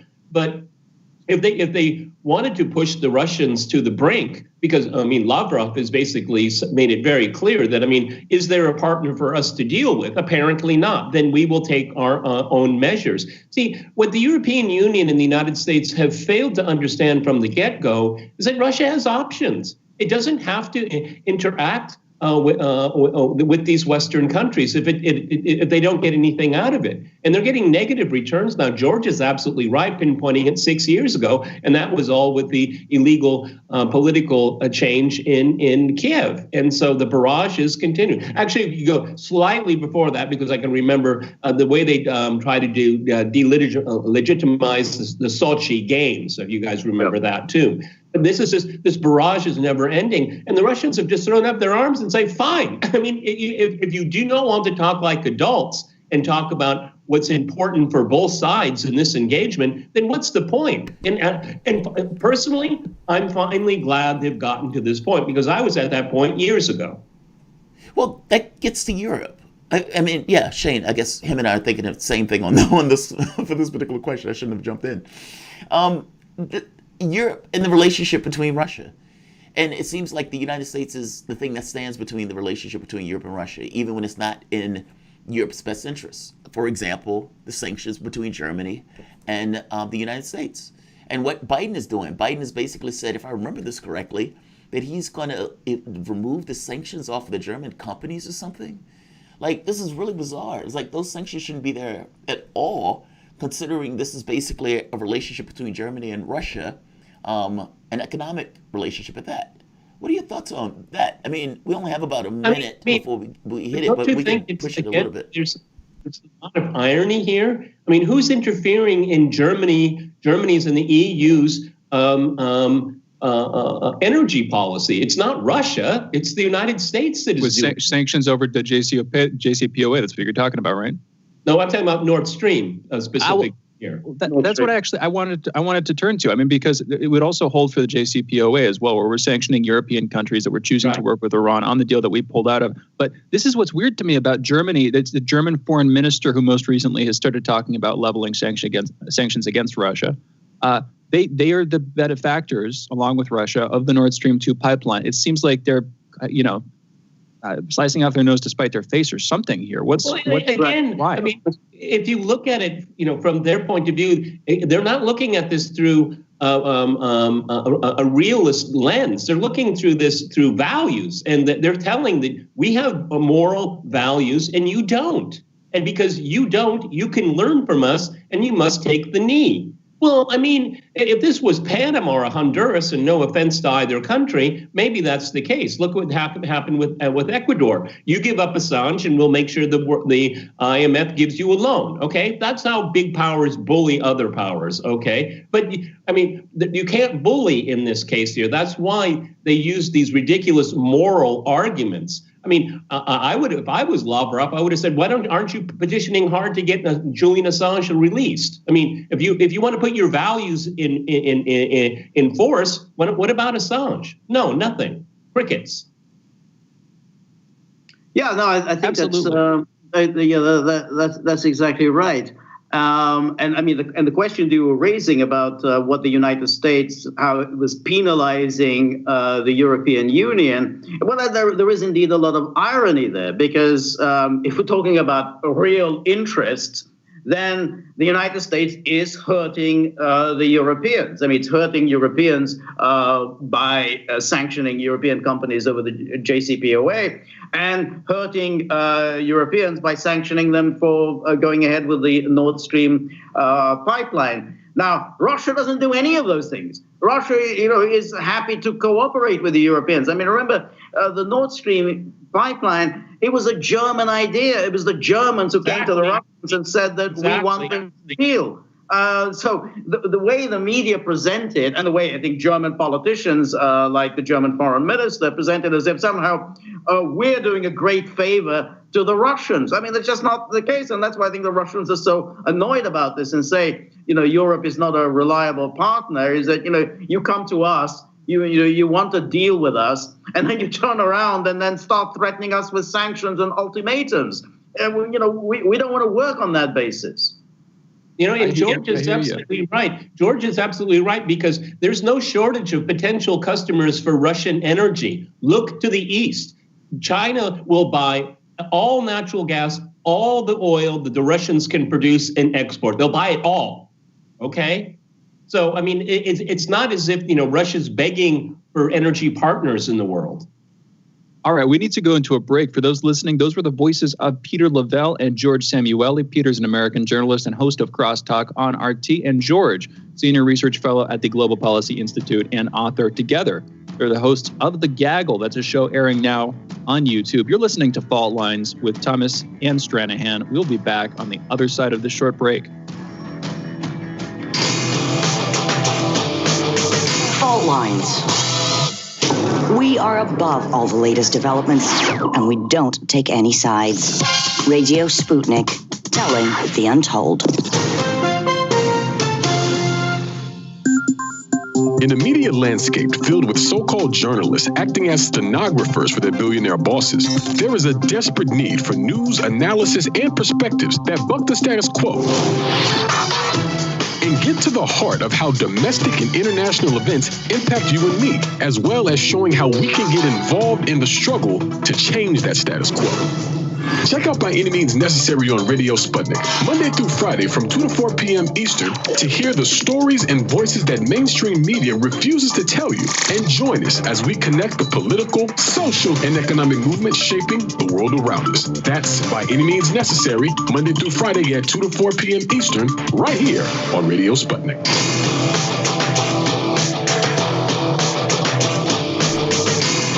Fault lines. Welcome back to Fault Lines on Radio Sputnik. My name is Jamarl Thomas. I'm joined by my co-host Shane Stranahan, coming to you live out of our station in Washington, D.C. When I do this show, or when I'm doing my own show, my YouTube show, I've made the point pretty strongly that in the pursuit of this particular task of doing the news, I function as the integrity. I am an honest actor, the honest arbiter. I sit on the moon and look at events, and I explain my rationale for my arguments. And so I was pretty perturbed, shocked even, when Jen Psaki, Joe Biden's press secretary, basically said we're a propaganda network, talking about RT and Radio Sputnik, and going further, that it was basically in the way and understood as lungs understand air, that it was just, these guys are propaganda networks. Is anybody going to defend it? Nope.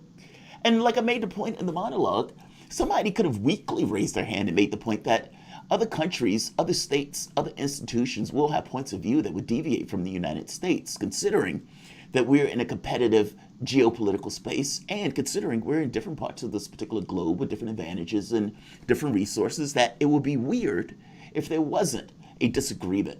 And those disagreements could be honest disagreements, but that's not the way it is framed. So how weird is the same person that basically said we were a propaganda outlet and catering to the other groups, and not like you guys who nailed Russiagate, totally nailed it, makes this statement. Let's play the clip. It's an astonishing statement. Let's play the clip.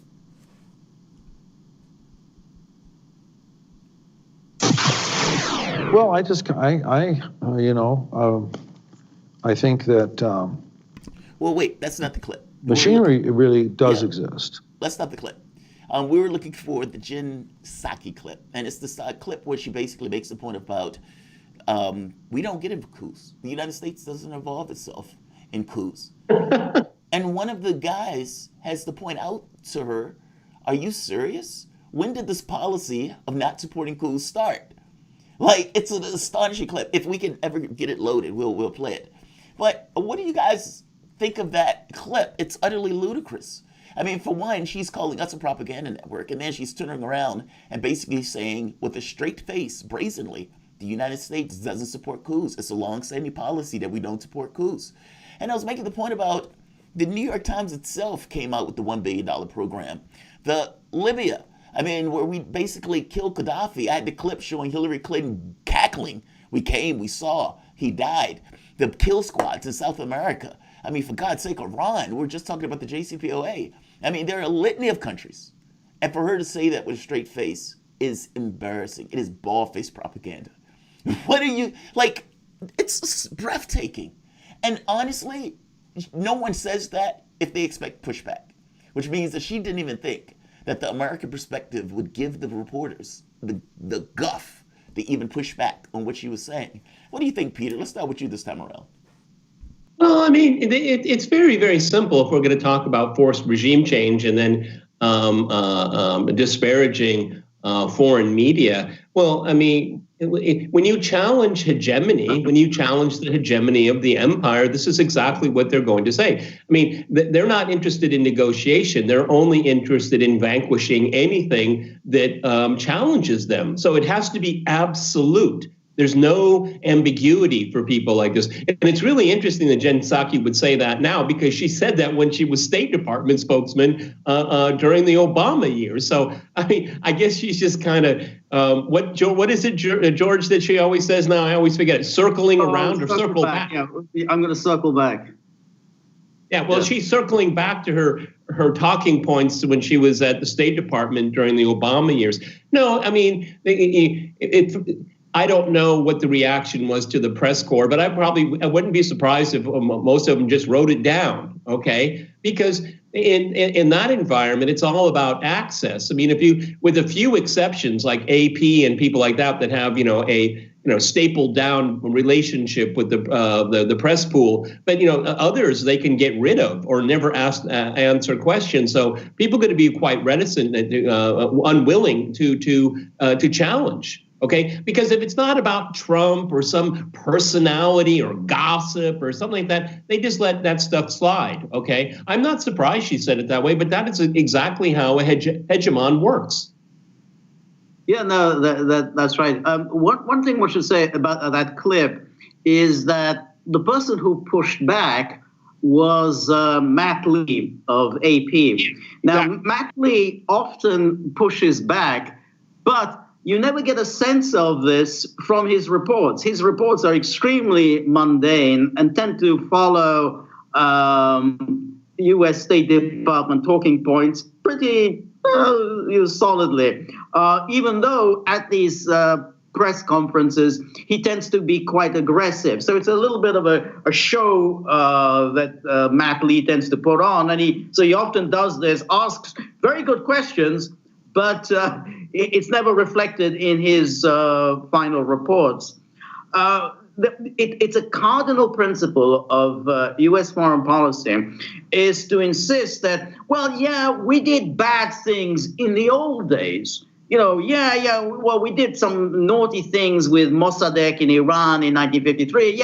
We did bad things with Arbenz in Guatemala in 54. Yeah, maybe we were involved in the overthrow of Allende in 73, but that was a long, long time ago. We don't do that sort of thing anymore. Every time, they always insist on this. And of course, it is utter nonsense because, of course, they are doing it and have been doing it consistently, through the 60s, through the 70s, 80s, 90s, and down to today.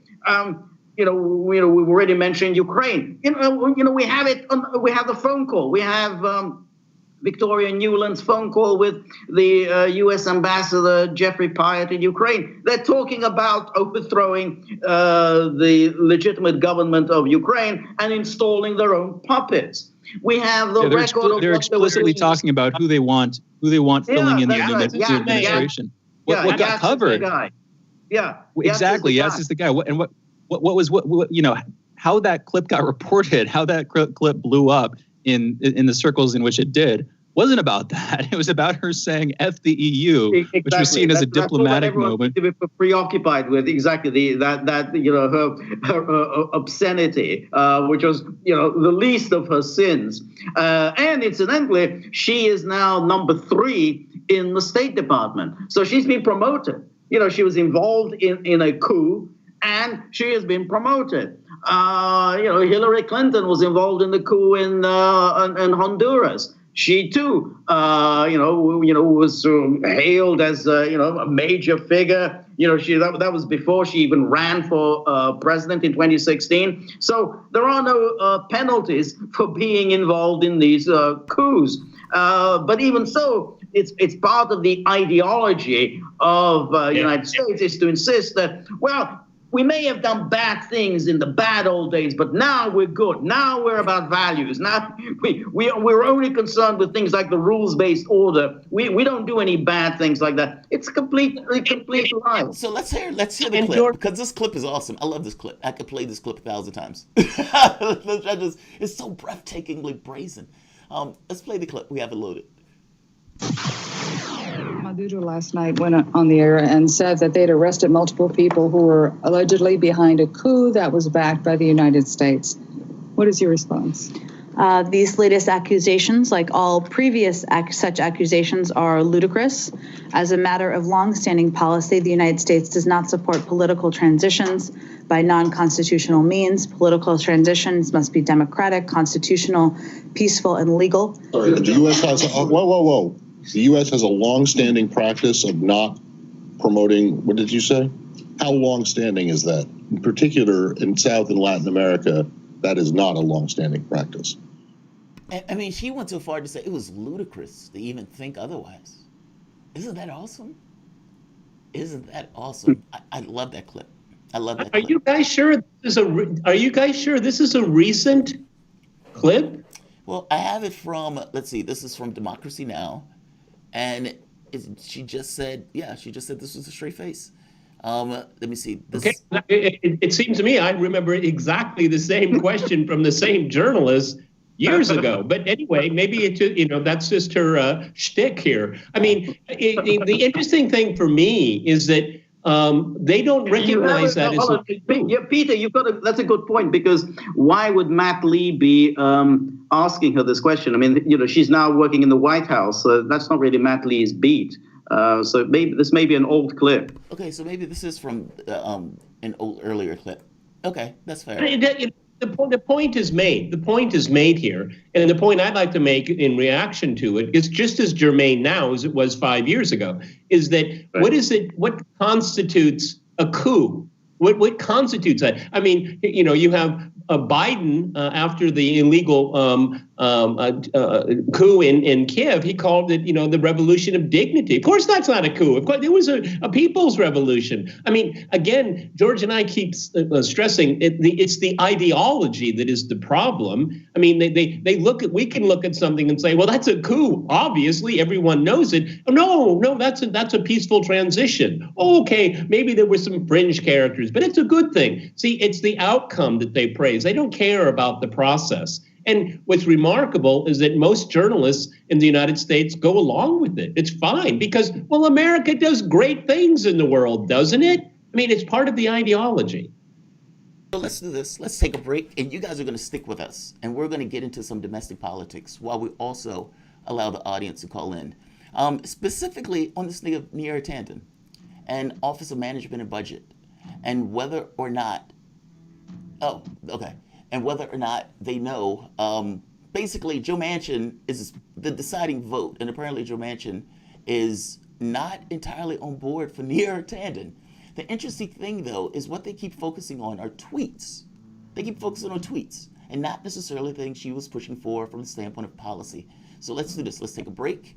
The voices that you guys were listening to is Peter Lavelle, American journalist and host of Crosstalk on RT, and George Samueli, Senior Research Fellow at Global Policy Institute and author, are together hosts of Peter Lavelle's The Gaggle, airing now on YouTube.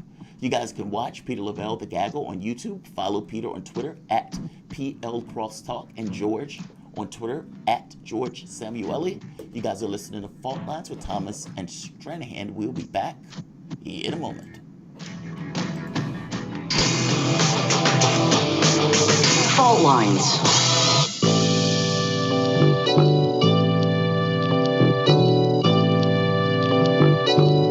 What's the most important hour of the day?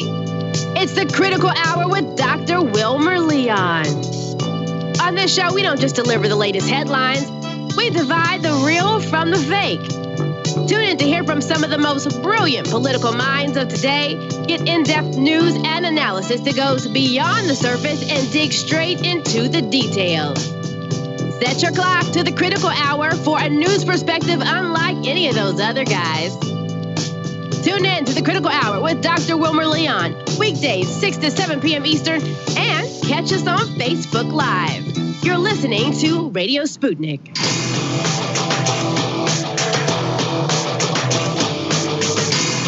Fault Lines. Welcome back to Fault Lines on Radio Sputnik. My name is Jamarl Thomas. I'm joined by my co-host Shane Stranahan, coming to you live out of our station in Washington, D.C. Joining us, and we're going to bring in the audience on this. You guys can call in 202-521-1320. That is 202-521-1320.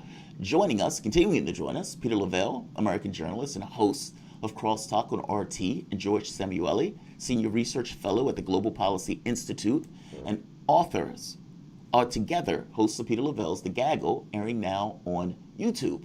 Thank you guys for joining us. I appreciate you guys for joining us. So let's do this. Let's go to Manchin real quick, just to give people the context of what we're talking about. Neera Tanden is up for, Joe Biden put her up, Office of Management and Budget. Apparently, Rahm Emanuel is also sniffing around some kind of office that Joe Biden wants to get. But it is embarrassing that the left, especially the Sanders, and for that matter, Justice Democrats out here backing Neera Tanden on this point. But Joe Manchin was the one that basically put a knife in her, potentially. I mean, it's possible that Joe Manchin is trying to get some kind of political concessions or something to that effect. But what it seems as is he is the holdout, and people are not happy with Joe Manchin as being such. Peter and George, we have a caller, but I want to get to you guys, your take on this real quick. Everyone keeps attacking her for tweets. I mean, you had, what is his name, Kennedy, making the point of saying you call Sanders everything but an ignorant slut. And people was like, well, wait a minute. I don't know if she said ignorant. It was stuff like that, right? Where she deleted like 1,000 tweets, attacking pretty much everybody left, especially people on the left. But it's not just that. It's the notion of saying, hey, Libya should pay for their own oil. I mean, or should pay for their own destruction. I mean, that's as ghastly as Trump making the comment about Syria. Not to mention the slush fund, the money that these guys were getting, and not to mention the policies that they were advocating, the want to cut Social Security. Yeah, she is the epitome of everything that is wrong in Washington. And it is weird that Joe Manchin ends up being the one to potentially end her chances. What do you guys think about that before we go to callers? Well, I'd just like to chime in and say that she's the ultimate swamp creature. She's the ultimate Hillary Clinton swamp creature. She's basically been some kind of Praetorian guard for the Clintons for years. I mean, she was even it's even claimed that she assaulted someone for disagreeing with her and punching someone. I mean, yeah, that's how far she goes here. I mean, the thing is that I could care less. I could care less about the tweets. I mean, this is just the epitome of political corruption, and it shows a lot of the weakness of Biden and the people around him. I mean, there's these people from the Clinton clan, and I'll throw in the Obama clan too, that are surrounding old Joe here. But I mean, it's a total embarrassment. But it's the true face of Washington. I mean, she is just one very vicious lobbyist, and she's been able to garner enormous sums as a lobbyist and to pursue an agenda that if people were made aware of in the kind of monies that have been raised, I mean, it would be shocking, but not to people in Washington. She's acting. People praise her for her effectiveness, but she's really the ultimate swamp creature you could imagine. And I'm not surprised. She will be, I think, confirmed eventually, because she is the quintessential player of her ilk, I would say. I agree with Peter. She is a swamp creature. She's a classic neoliberal. She is, goes along with, the entire corporatist agenda, which is shipping jobs overseas, unrestricted inflow of immigration and cheapening labor in the United States, and she soothes it all by playing this politics of wokeism and politically correct and so on. And of course, when there was a classic clip of her on, I think it was on CNN, when WikiLeaks published the DNC emails. Of course, they were very damaging about her.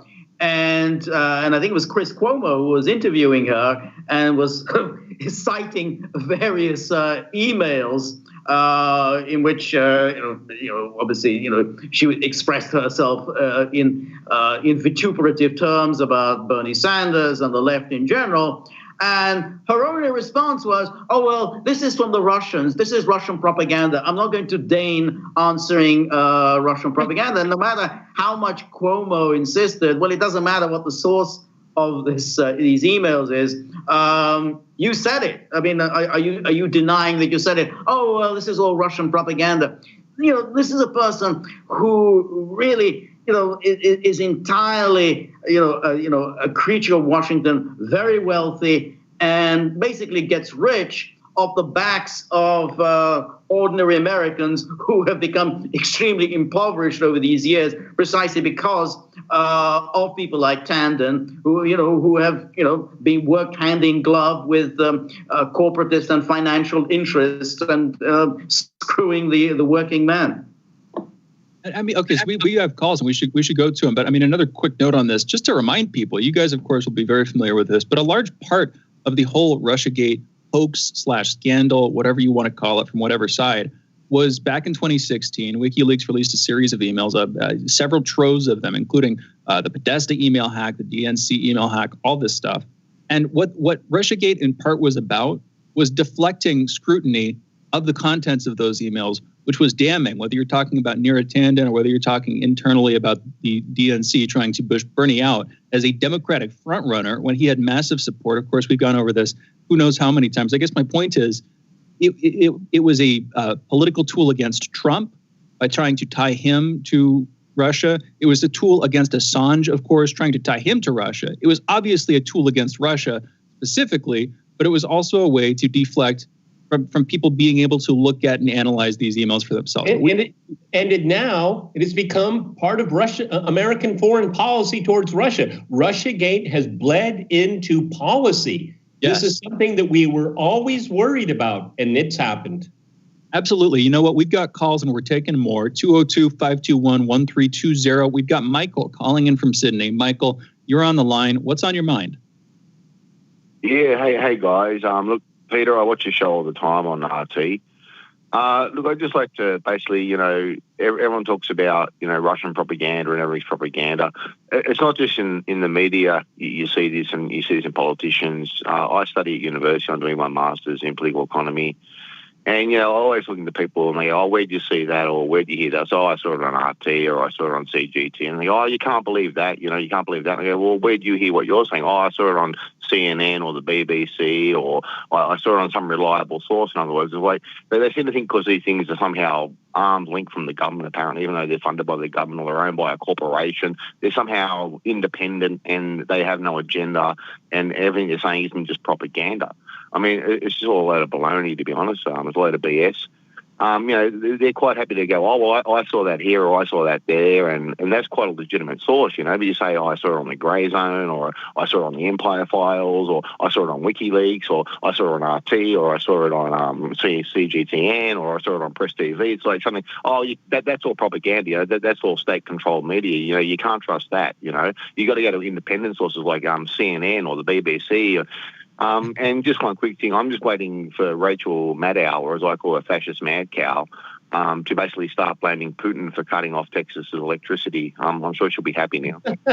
That does seem like it would be in the works. Yeah, no, I completely agree with you, Michael. And it's ridiculous. I mean, guys, we've been talking on the show about how it's weird that Biden, who, despite calling for the return of the United States to the front of international diplomatic negotiations, trying to, again, put America at the head of the pack diplomatically around the world. After Trump's more isolationist economic and diplomatic policies, it is weird that we're seeing more media nationalism than ever. We're seeing BBC cut ties with CGTN, pushing CGTN out of the UK. And of course, China reciprocated. It's weird that we're seeing across the board in these calls for propaganda. Most of the time, propaganda is against outlets of other states, or outlets that represent not the views of other states, but that represent independent views on what the United States has done and just in general how things are going internationally. What's your take on that? Doesn't that strike you as bizarre? And what's your take on what Michael was saying?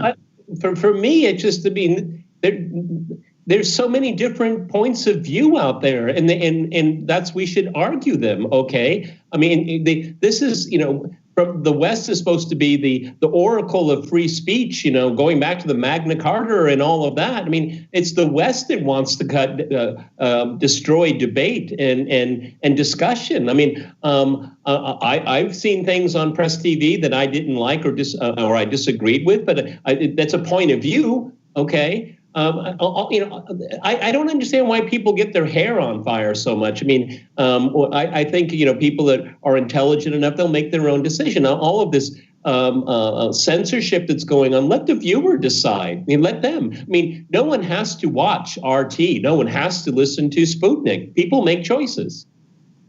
I'm curious. Yeah, no, it's very interesting. I mean, because you raised the question about we're talking about how multinationalism, multilateralism, and yet at the same time the media become ever more nationalistic. And of course, that's absolutely right. It's like this the buzzword diversity. We become less and less diverse. We remove more and more opinions that don't follow the narrow confines of consensus views. And so, yeah, the more there is this talk about, we kind of multilateralism, rules-based order, but it becomes narrower and narrower as to who is part of this multilateral group, who is part of this international community. And you find, it's actually the United States and a few of its European allies. And they are all expected to hold a particular and very narrow point of view. The moment somebody, even like Trump, and Trump really wasn't that outside of the mainstream, but it was sufficiently out of the mainstream to cause absolute panic and hysteria within the portals of the transatlantic community that he had to be removed right away. So the consensus, and of course, that's exactly right. That is exactly right. That is part of why they pushed him out. You know what? There's other stuff to it too. I have my problems with Trump, but exactly. Peter and George, thank you so much for joining us. We're out of time. We've got to get you back on soon. You guys have been listening to Fault Lines with Thomas and Stranahan. We will be back in a minute with headlines and our last hour of today's show.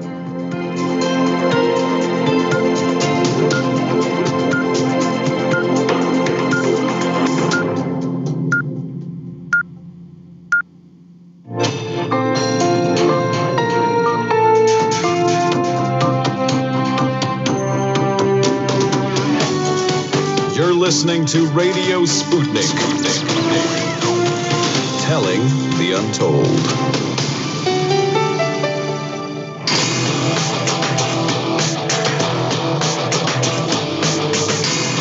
Fault Lines. Live from across the divided states of America, it is time now for the last hour this morning of the most disruptive show covering news, politics, global events, and more from across these states as well as across the surface of our divided planet. In the independent corner, I am your political analyst, Shane Stranahan. And in the left corner, I am the indefatigable, the last man on the wall, your political analyst, Jamarl Thomas. And together we are Fault Lines with Thomas and Stranahan. All right, I hope everybody's morning continues to go well. We're getting into the headlines. First up, in COVID news, at least 1,247 new coronavirus deaths and 55,195 new cases were reported in the U.S. yesterday.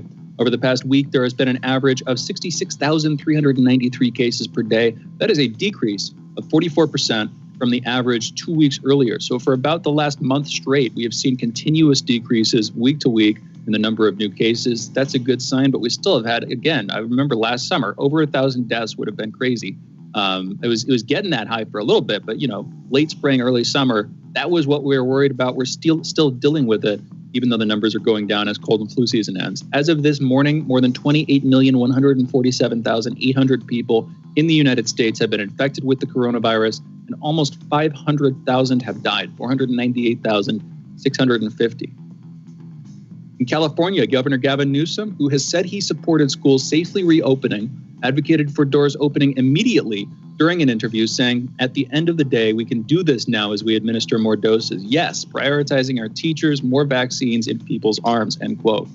He said when it comes to young children stepping back into schools, he's hoping to do it right away using the example of over 1,000 California schools already open with minimal transmission. In Britain, Prime Minister Boris Johnson has announced that today his administration plans to begin a cautious but irreversible plan to roll back coronavirus restrictions as his nation reaches 1/3 of its adult population vaccinated. In a statement to Parliament, Johnson is expected to announce that all schools will reopen on March 8th. It's nearly a year after he first imposed a stay-at-home order. Over the weekend, his administration said it planned to offer a dose of the vaccine to everyone over the age of 50 by late April, with every adult having the ability to take the vaccine by the end of July. In national political news back here in the States, the mayor of Houston, Sylvester Turner, has called for the state of Texas to pay the huge electricity bills racked up by residents in last week's freezing weather, saying it was not the fault of residents that the system could not cope.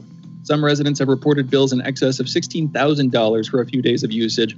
Temperatures plummeted to 30-year lows, hitting 0 degrees Fahrenheit, that's negative 18 Celsius. The unusually cold weather across several southern U.S. states has claimed at least 70 lives. Texas is one of the few U.S. states to have an independent energy grid, the most independent from what our earlier guest Mark Frost was saying. So when the cold snap hit and power was in short supply, they were unable to receive support from neighboring states. As a result, the Public Utility Commission of Texas decided at an energy meeting last Monday to raise the price of energy. This change has not affected people on fixed-rate payment plans for their power. However, people on variable-rate tariffs, which can work out cheaper in the short term when weather conditions are consistent, have been hit hard by the increase and are now facing soaring costs. Again, we were getting into this with Mark Frost earlier. Towards the end of the interview, we started to get into the fixed versus variable rate plans and the consequences of those. And he was defending the free market on this one, saying people basically have a choice of which plan they want to pick. But I don't know, man. It seems like there should be a cap. Now, that might make those plans a little bit more expensive when it's fair weather, when the price of natural gas is just energy in general is very low. But in the long run, I think these are crazy bills that they're facing. And so if it's the state of Texas that puts the bill, there should be some cap on how expensive those plans can get. I gotta be honest, those people probably didn't even know that could even happen. Like, I would be shocked if those people knew that the bill was being kind of like the subject to the market whims like that. The assumption is if they're being sold these plans, if they're talking to like whatever, the companies that are responsible for selling them these plans, I'm guessing part of what they would ask is, okay, so how expensive does it get when prices are high? What's the what can I expect to pay if prices are high? And I'm pretty sure the answer wasn't over $10,000 for a couple of days. Pretty sure that was not what they were saying in response, as well as it shouldn't have been. But that's what it turned into. I just don't have this idea that, I don't know. To me, there are certain vital sectors, and power is one of them.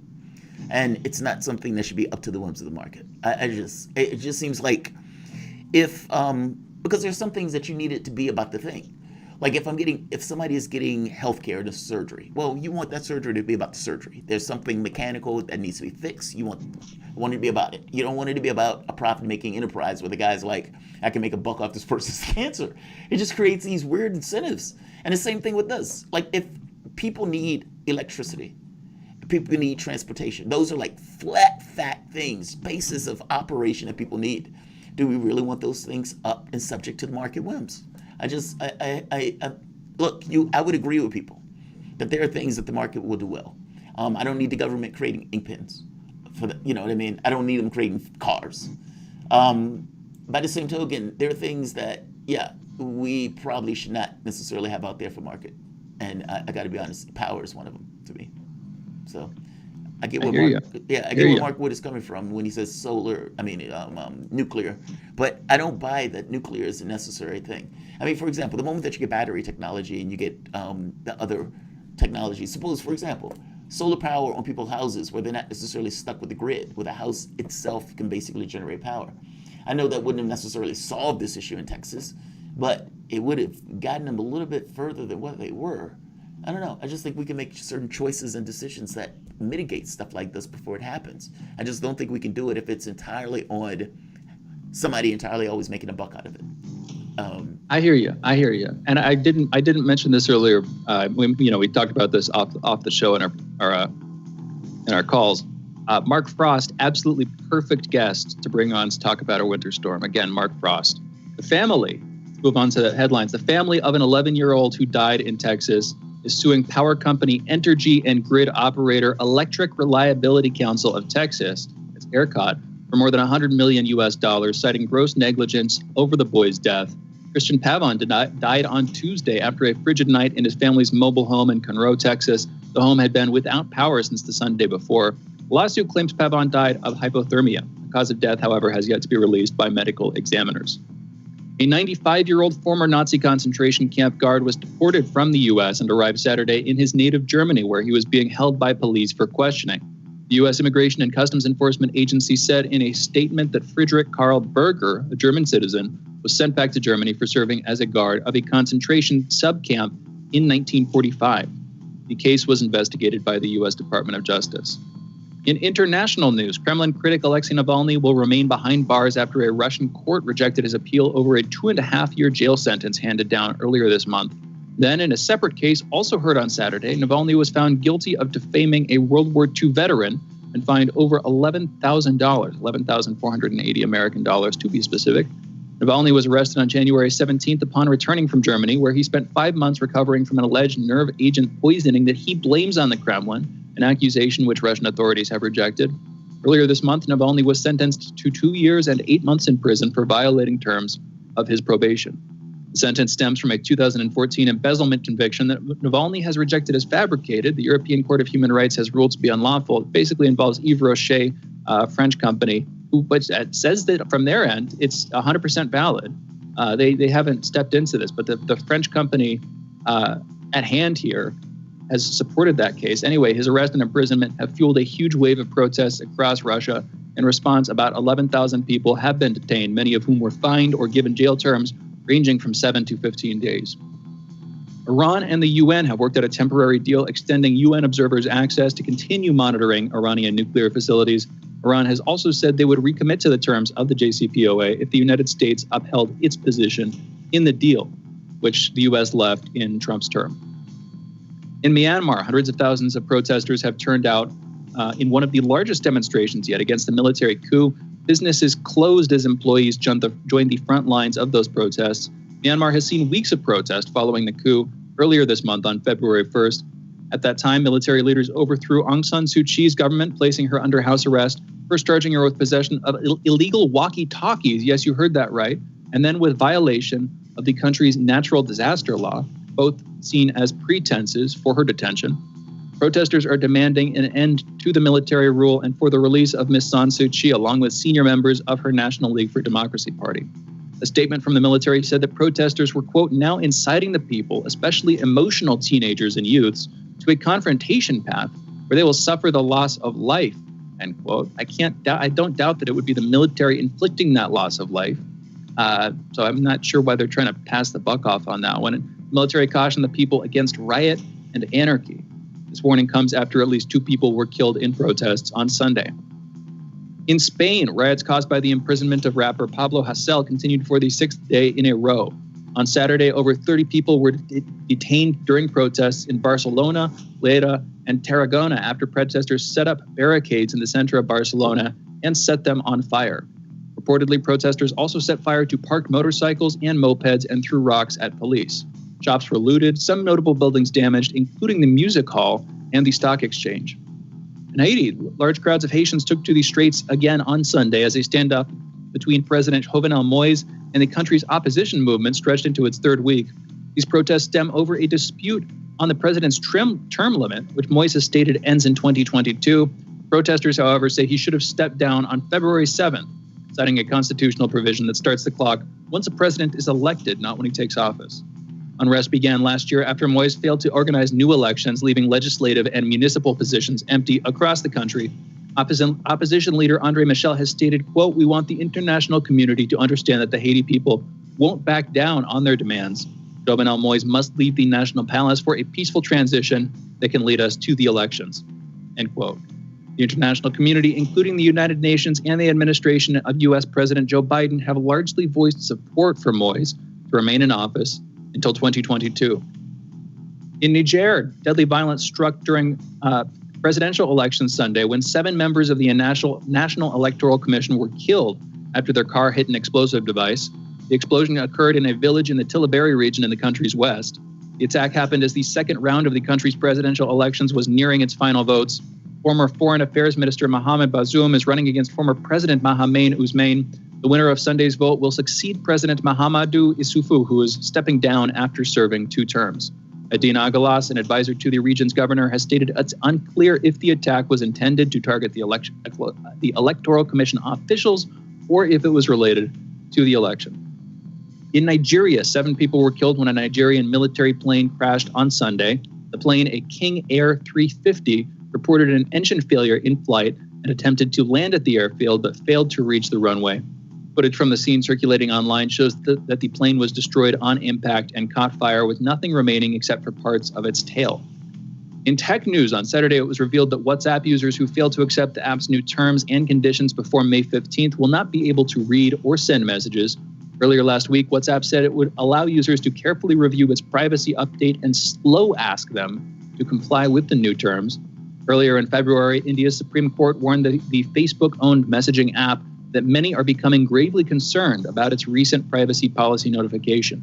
In an update, WhatsApp said that while private chats remain end-to-end encrypted, its business app may share user data with Facebook to personalize the buyer-seller experience. That is pretty language for more personal ads, I would say. A new state-of-the-art telephone monitoring system will be acquired by the Greek National Intelligence Service to wiretap messages on WhatsApp, Viber, Signal, and other messenger apps. The new technology will be able to track hundreds of mobile and landline telephones while fully recording conversations between apps. The monitoring system will be provided by an Italian company based in Milan who has already installed similar technologies in France, Germany, Belgium, Spain, and a number of other countries in Europe and the Middle East. The system is stated to be expected to contribute to the fight against terrorism and organized crime. Although, of course, I'm also worried about how else it's going to be used and abused. On Sunday, Russia's United Aircraft Corporation and Emirati state-owned investment company Mubadala announced that they will establish a joint venture to develop a supersonic passenger plane. The target specifications of the aircraft have stated that it must reach speeds of 1.8 Mach, that's about 1,400 miles per hour, and that it will come in 2 versions of either 8 seats or 30 seats. The initial design for the plane will be presented by the end of 2021 or the beginning of 2022. In Earth and Science news, last Thursday, the U.S. Fish and Wildlife Service reported that scientists from the U.S. have successfully cloned a highly endangered black-footed ferret using the cryopreserved cells of another female ferret who died several decades ago. The cloned ferret was born on December 10th, 2020, a few months ago now, and named Elizabeth Ann. The scientists suggest cloning is a new tool that may pave the way to developing habitat protection, disease control, and wild population surveys. Scientists believe that Elizabeth's birth will further help to address genetic barriers in many endangered creatures. And with that, I'm going to close the headlines here. You're listening to Fault Lines with Thomas and Stranahan. Those were our headlines, and we will be back in a minute with our next guest, Grant Cameron. Be right back on the other side of this short break. Fault Lines. 24 hours a day, 7 days a week. We give you the most essential information out there. Radio Sputnik, telling the untold. So, Sean, what do you want to talk about today? Well, Bob, that's easy. I want to talk about the need to stop the development of self-driving cars. Again, Sean, you're driving me nuts. I think the self-driving car thing's already out of the gate. No.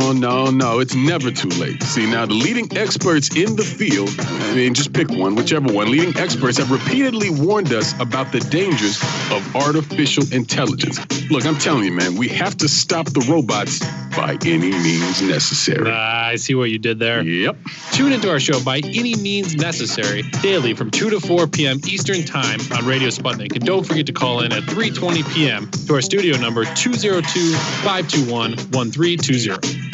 And if you miss us live, check us out on SputnikNews.com, Spreaker, iTunes, iHeartRadio, Spotify, or wherever you listen to podcasts to stay up to date on the latest political, social, and economic movements shaping the world around us.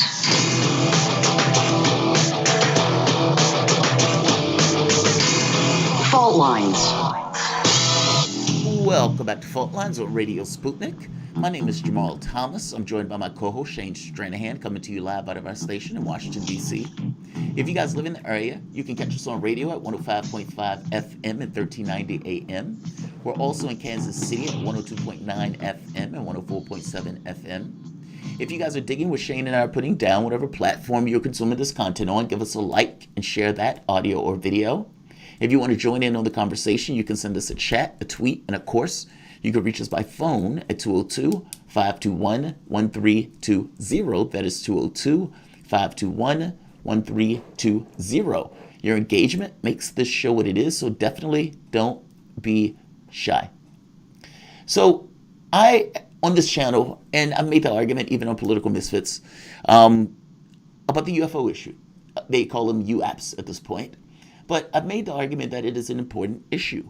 And at this point, it has been pretty much definitively demonstrated. It's either us or it's not. And both of those scenarios are utterly and entirely profound.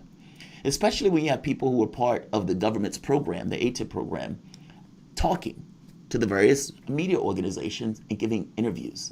And some of those interviews are utterly and entirely mind-blowing, despite the fact that everything in an interview is coming from personal experience.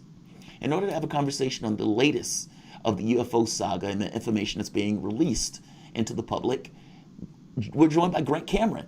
Honestly, one of my favorite UFO researchers. I always said this is the guy that gets it right.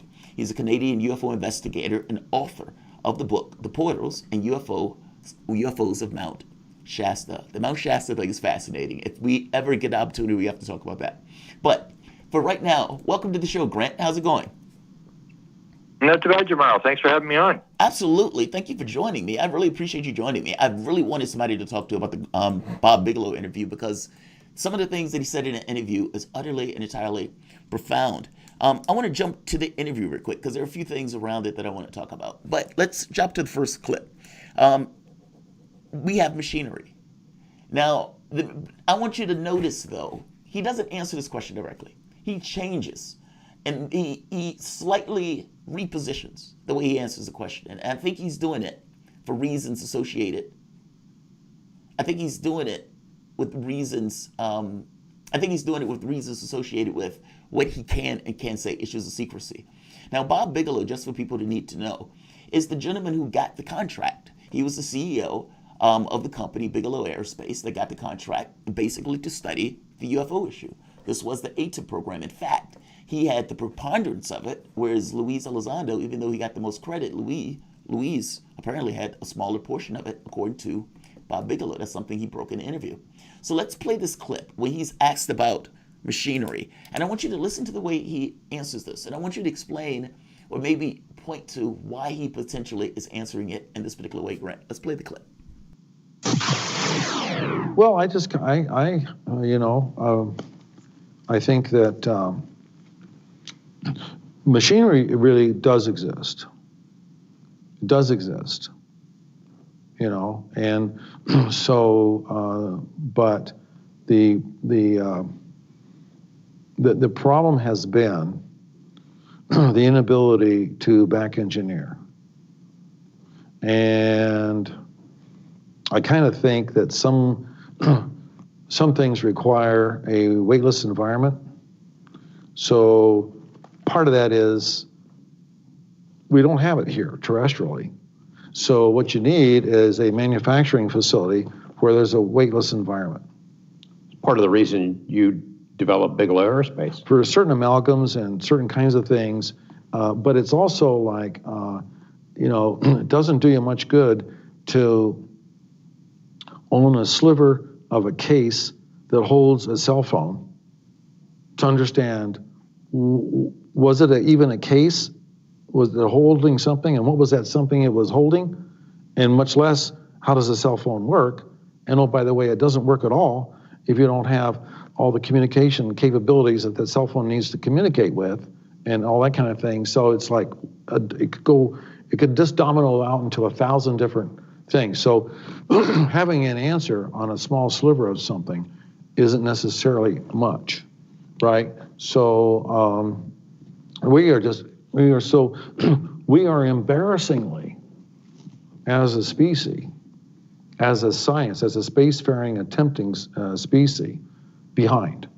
We're a galactic embarrassment almost. We're so far friggin' behind. We really are. It's a galactic embarrassment, and we may not even be able to consciously be able to to operate the things, because it's not like with fingerprints or anything. It's consciousness.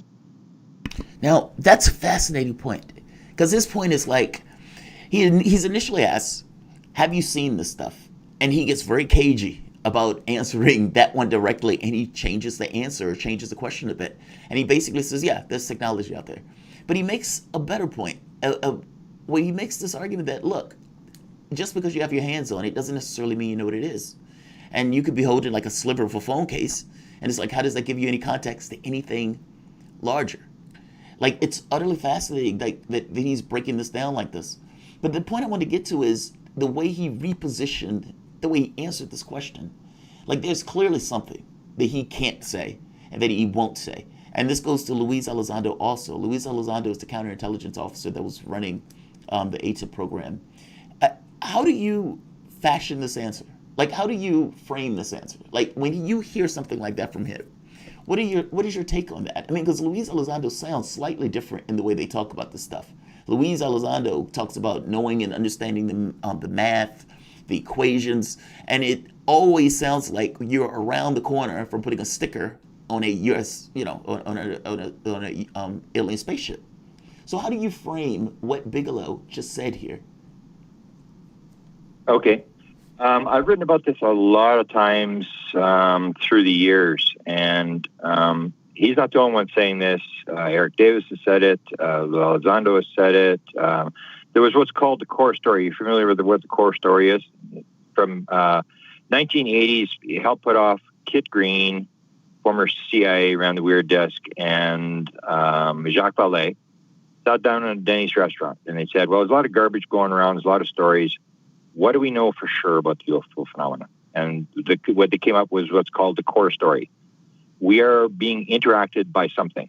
We're not 100% sure what it is. We have hardware, and we can't back engineer it. Eric Davis said they shut the program down in 1989 because they couldn't back engineer the thing. I released a document. This is the Wilson leak document, if you're familiar with it. At the very end of the document, it's very controversial. People, dispute the very end of the document. And in the end of the document, it talks about this. It said this high-level guy, the head of intelligence, the Joint Chiefs of Staff, couldn't get a briefing, but he ran into a guy who did get the briefing, and the guy told him, we've got a craft that's intact, and we think we can fly it. But we're not doing very well in back engineering. And so the question is, if they've got a craft that's completely intact, and they haven't flown it, that means they can't fly it. And that's what the cover-up's about. They haven't got a clue. If you listen to Lou Elizondo, they ask him, do we have hardware? He said, I can't answer the question. He said, ask it a different way. And then you ask the question and say, do you believe they have hardware? And he said, yeah, I believe they have hardware. He'll say the same thing. We haven't got a clue. When you see the briefing of Trump, so they give the briefing to Trump and they sit him down and they show him these videos. They say, Mr. Trump, these are real. They're real videos. This is this phenomena, and we don't know what it is. And Trump goes, yeah, really fantastic videos. I don't believe it. That's all they know. That is my conclusion, is that they really don't know anything. But one of the things that is in the Bigelow, I heard your previous show with this, one of the things in the Bigelow interview that everybody always leaves out, and this got to do with this thing about the weightless space. One of the things people always leave out is that Bigelow says, oh yeah, there's a crash. Yeah, Roswell. And there was a crash in China, and there was a crash in Russia, and there was a crash in South America. And you got to remember, he's got sort of an insight. He knows more than you and I do. And he's mentioning it, and he said, I think they seeded it, which means they dropped it on purpose. There was no crashes. They dropped these things. And if you listen to, there's a book called American Cosmic. It was written by Diane Pasulka. In that book, the key figure of that book is a guy she calls him Tyler D. He's the head NASA guy. And I know Tyler D. I've had interactions with this guy. And Tyler D. calls it the gifting field. Same thing, that they're dropping this stuff. So when you see this material, and what he's talking about, the weightless space, he's talking about the metamaterial stuff. He's talking about the piece that they bought that To the Stars bought from Linda Howe for $35,000. This magnesium bismuth layered stuff, and they realized that this stuff is being put down one atom at a time. And that's how they get these very, very thin layers. You can't do it on this. That's what Bigelow's saying. We can't do it here. We have no concept how to do this. You got to do it in weightless space to get these atoms put down one at a time to layer this material. The question I say is, you take a look at this material, and I've said it lots of times, and one very high-level guy, probably maybe the highest-level guy, told someone, he didn't tell me, I heard that he said that I had posted a thing, and it's a funny thing, I'm making a joke, and I get a cat with a laser pointer, where the cat is chasing a laser pointer around, and he said to the guy, he said, you know what? That's the closest thing I've ever seen to the truth. And that's what it is. So so you have this flying saucer. It comes across the galaxy, comes into our atmosphere, and then... I want to pause. Yeah, what are you saying there for a second? Like, Grant, thank you for joining us. With the point about the cat and the laser, what specifically are you talking about there? How does that set us up for it? You know they're dropping it. Why are you studying this stuff? And he said, we'll study it one step at a time. And I think they understand that this stuff is being dropped. Little pieces aren't falling off flying saucers. Okay. Real quick, Grant. Good. Yeah, you might not have been able to hear me. I was asking you with the cat and the laser bit. What are you talking about? How does that set us up to understand this? What's the relevance of that? Well, basically, what I say is that the theory I've come after 46 years is the theory, what's called the theory of wow. That all they're really doing, the phenomena is doing, is making it go wow. Why do UFOs have lights on them in the sky? They have lights so you can see them. We don't have lights on our plane. Well, why do they, when they get the cattle, why do they take the cow and then fly it back and drop it in the farmer's yard? Why do they do crop circles? Why is this metal? What's all this metal? Every single piece is different. They've all got these weird isotopes. And the metal is like you take a toy and put catnip in it and throw it into the cat. That just makes everybody go totally crazy. Like, oh my God, this thing, it's got these isotopes. The isotopes are all wrong. And yes, they're showing us. Yeah, you're basically making of reality is wrong. That's what they're doing. You're basically making the argument that it's trying to peak awareness or peak point of view, meaning it's like you can't ignore it, and so even though you can't necessarily know what it is. It does make sense. You say this isn't from here. Same as the lights in the sky. No, this isn't ours. But when you come down to it, when you say, Lou Elizondo says, and he says it numerous times, they've all said it. Every high-level guy has said it. Yes, UFOs are real, and we haven't got a clue what's going on. This is the whole deal behind the Wilson Leak document, that they've got an intact craft. The reason you've got an intact craft and you can't fly it is because you need a consciousness interface. I've had 50... Well, and that's what Bigelow says. Yeah, Bigelow even says that. And he says we can't, we're not even close. Here's another clip that Bigelow puts out that it's extremely interesting because it goes to this idea of trying to put the toothpaste back in the tube, because you have some people that have these kind of religious biases against it. But you also have this thing where he hires the pilot that just so happened to be part of the Tic Tac. Listen to what he says. This is actually pretty fascinating. Let's play the clip. One of the, with the Tic Tac off the coast of San Diego, the event in 2004, we just serendipitously happened to hire on our team in 2008 one of the pilots of the group that saw the Tic Tac underwater, the churning of all the water and underwater, and then as it came out of the water, and so we got a firsthand briefing on something that we probably shouldn't have had, because it should have been totally classified, but it wasn't. It wasn't even acknowledged, In fact, it was ignored, right? It was ignored. It was completely ignored, and the FLIR videos were put in drawers in places that subsequently a friend of yours and mine, who up until just very recently ran the whole program for the United States, right, of things off the East Coast and West Coast and so forth, and he just ran it, and so he is the best qualified person to run this program the United States has.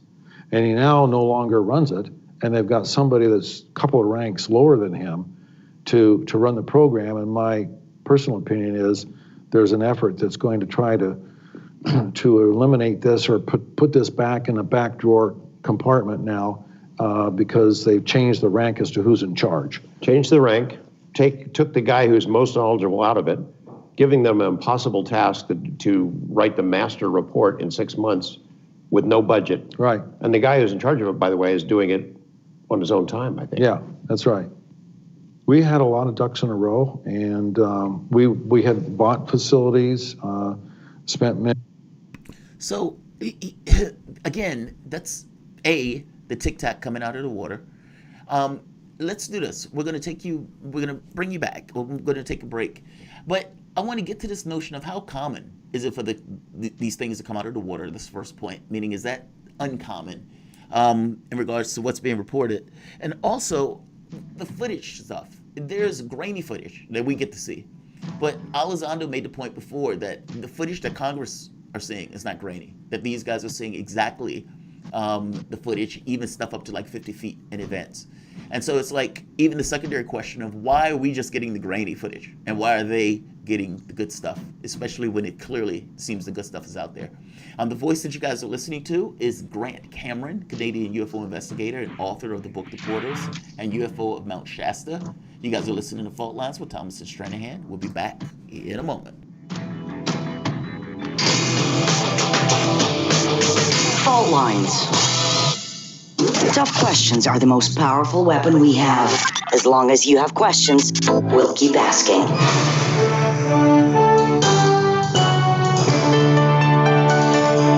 Radio Sputnik. Telling the untold. Stuck in traffic? No problem. Stay informed. Stay tuned to Radio Sputnik on 105.5 FM or 1390 AM in the Washington, D.C. area. Need more? Follow us on Facebook or check us out on SputnikNews.com.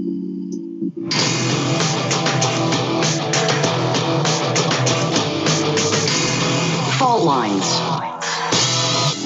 Welcome back to Fault Lines on Radio Sputnik. My name is Jamarl Thomas. I'm joined by my co-host Shane Stranahan, coming to you live out of our station in Washington, D.C.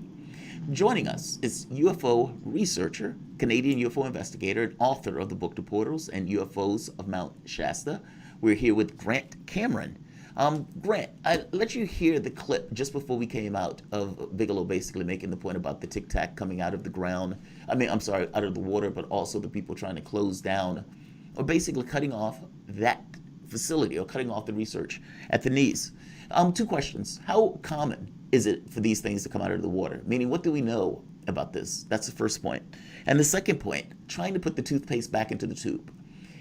Why are we only getting the grainy videos? And is that related to this notion of potentially people trying to cut the project off at the knees? Meaning, it's like if you give people the actual video, well, you can't put that back if anything goes wrong or if you need to come out and just basically say those things are wrong, those things are lies, those things are made up, if you see it directly. And is that why we don't see the main footage, the main videos, and the secrecy of where these guys can't come out and basically say, yeah, I saw the craft, I saw materials, this is where it is, etc.? What I've written since 1991 is that there's been a program of gradual disclosure. If they want to tell you what's going on, they'll stand the president up or the head of the CIA and have a news conference and say, yeah, UFOs exist and we haven't got a clue what's going on. We have no control over this thing. It's running the show. It's the end and be all of everything, and we have no clue what to do about it. But what they're doing is you have people inside the government. When people talk about the government, you're always talking about a thing that is multiple layers and different people fighting against each other for budgets and stuff. So you have people inside the government who want this story out. And what you have to do is you got to leak it with plausible deniability. So what I say they do is they take real material, they put it with disinformation, or they mess it up in some way, and they put it out. When these videos came out, I said, and nobody brought it up, I said, number one, how do you get the videos out? I don't care if they're classified, declassified, whatever. You just, when you leave in disgust at the Department of Defense, they don't give you the videos when you walk out the door for a goodbye present. These videos were intentionally leaked out. And so it's plausible deniability. They don't want to give you the whole story, so they put these little tidbits of what's going on. As to the Nimitz is the same. It's the theory of wow. It's the UFOs are out there. They were there for a week, in and off the radar and stuff. And finally, they decide they're going to get the F-18s. They're going to go chase them. And the intelligence goes, yeah, finally, here they come. And then they go, Zogar, you go under the water. Make some big bubbles under the water there. And they make this big display, and everybody sees it. And as Jacques Vallée would say, and I would say the same thing, that was a UFO sighting 15 years ago. It's time to get over it. It's just a UFO sighting. And yes, they do come out of the water. They are very sensitive to nuclear. They're around nuclear facilities. The Nimitz carrier group, as Elizondo said, it has had more nuclear power in there than there is in the state of New York, in that one carrier group with all the nuclear stuff that they had there, nuclear weapons, nuclear carriers, and stuff like that. And so they're concerned. So they're making this display that they're not happy with the military stuff. But in terms of the whole thing, it's still a theory. Wow, you can have a million stories of UFOs coming. There's even one that we had came from that was just leaked. The story about the UFO that comes out beside the submarine. They're sending a message. So when you got a submarine there and the thing comes out of the water, this is not accidental. Very little of this stuff that's going on is accidental. So they're making these messages, they're dropping these hints, and that's what they're doing. But again, there's still UFO sightings. They're still just telling you, yeah, we're not alone. Something's going on, and your idea of reality is not what you think it is. That's the message they're trying to get across to us.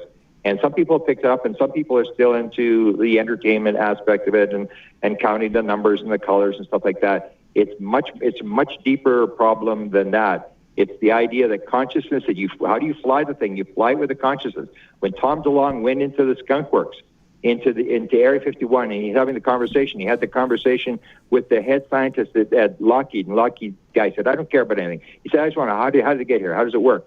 And then he said, because he was hanging around with Greer, he said, I think consciousness is involved. And he said, now you're talking. And he said, for 45 minutes, that's all the scientists wanted to talk about was consciousness. That is the bottom line to this whole thing. It's a consciousness type phenomenon. When it is in our 3D environment, it is physical, but it can move and moves back out of the 3D environment. And we haven't got anything. We haven't got any concept of how this thing works because it's way beyond us, even to the point where they have the bodies. They have at least one body. And if you read Jacques Vallée's Forbidden Science, Volume 4, he talks about having an engagement with Kit Green, who is the CIA guy who used to run the Weird Desk, and Kit Green was always into the autopsy stuff.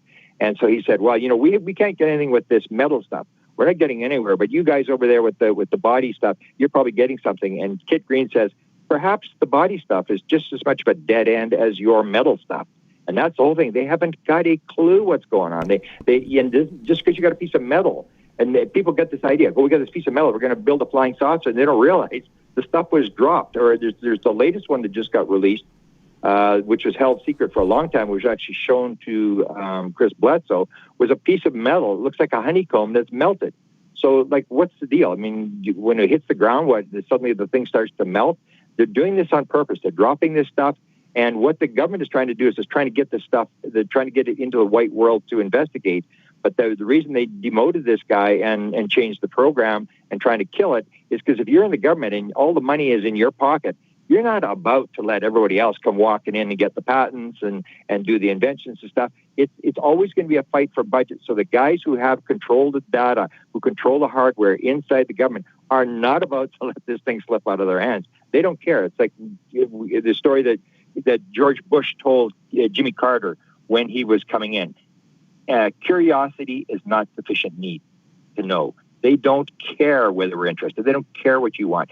They are in control of it. And people got to realize there's a lot of money. There was one guy who had a patent, sold the company for $100 million based upon something UFO related. There's a lot of money at this.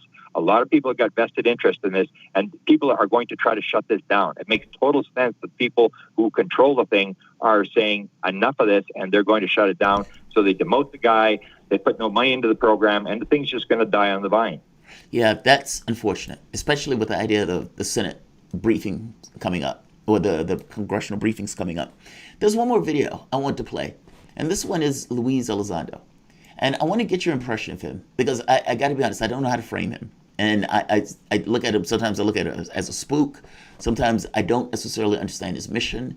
So I want to get your take. So let's play the clip real quick. This one is Luis Elizondo. He's about Chris Mellon's infamous Slide 9. Let's play the clip. Something I wanted to touch on is the infamous slide 9 that was discovered by a fellow researcher, also called Jay, creator of the platform The Mind Sublime, who discovered on Christopher Mellon's webpage an ATIP presentation slide, which included within it some pretty disturbing conclusions. This is what the presentation slide said.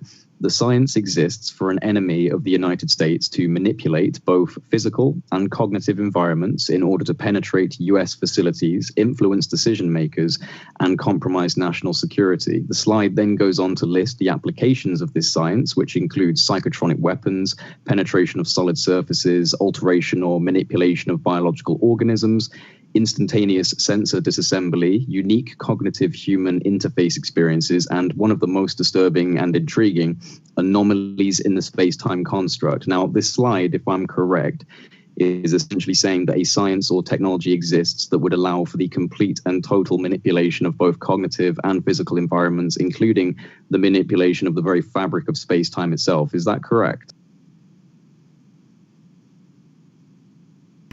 Well, his answer is yes. His answer is yes. He says, yeah, that's a pretty good reading. Yeah. That is profound. I mean, and the person who's answering this, again, is the one that ran the government's Black Budget Project, and went to the Stars Academy, and apparently left to the Stars Academy now and is trying to kick this into high gear. What do you think of Luis Elizondo? How do you frame him? What's your perspective of him? And for that matter, what is the UFO community's perspective of Elizondo?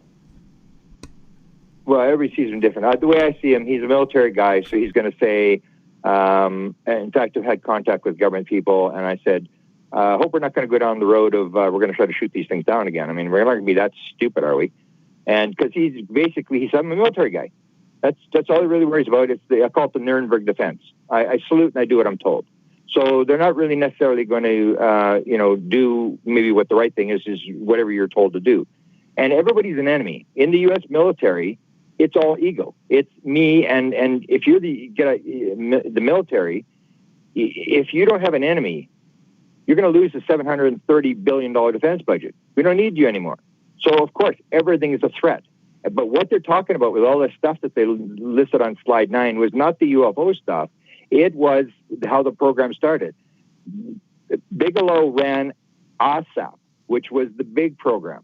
The smaller program inside OSAP was ATIP, the UFO program. The main program was Skinwalker Ranch. It was to look at paranormal phenomena, portals, stuff coming and going. In fact, John Alexander had an interview one time with a guy at TV, and the producer told me, he said they were back in the parking lot after it was all over, and he said, he started talking about UFOs, and John Alexander, who ran operation for Bigelow at one point, said, look, it's not about the UFOs, it's about the portals. And that's this idea. It's not as physical as people think it is.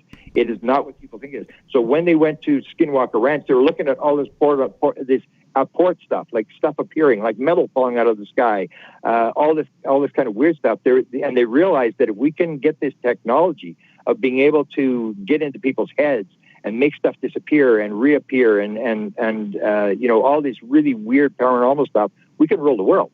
They're always looking at it as weapons. So that's the whole bottom line to this whole thing. That's why the money was put in. It's like, well, we got an enemy. If we don't get it, the Russians are going to use it. The Chinese are going to use it. We need to get it because we need to be more efficient at killing people. And keep in mind, Bigelow did say this. Bigelow did say this. I mean, he made the point that the DIA agent wanted to see the Skinwalker Ranch and of the weird stuff that was happening that got them involved in it. I think he said he had a team of 50 researchers doing the ranch, looking for all sorts of stuff, trying to figure out if there's a connection between a weird phenomena at the ranch and UFOs. No, it was pretty extensive.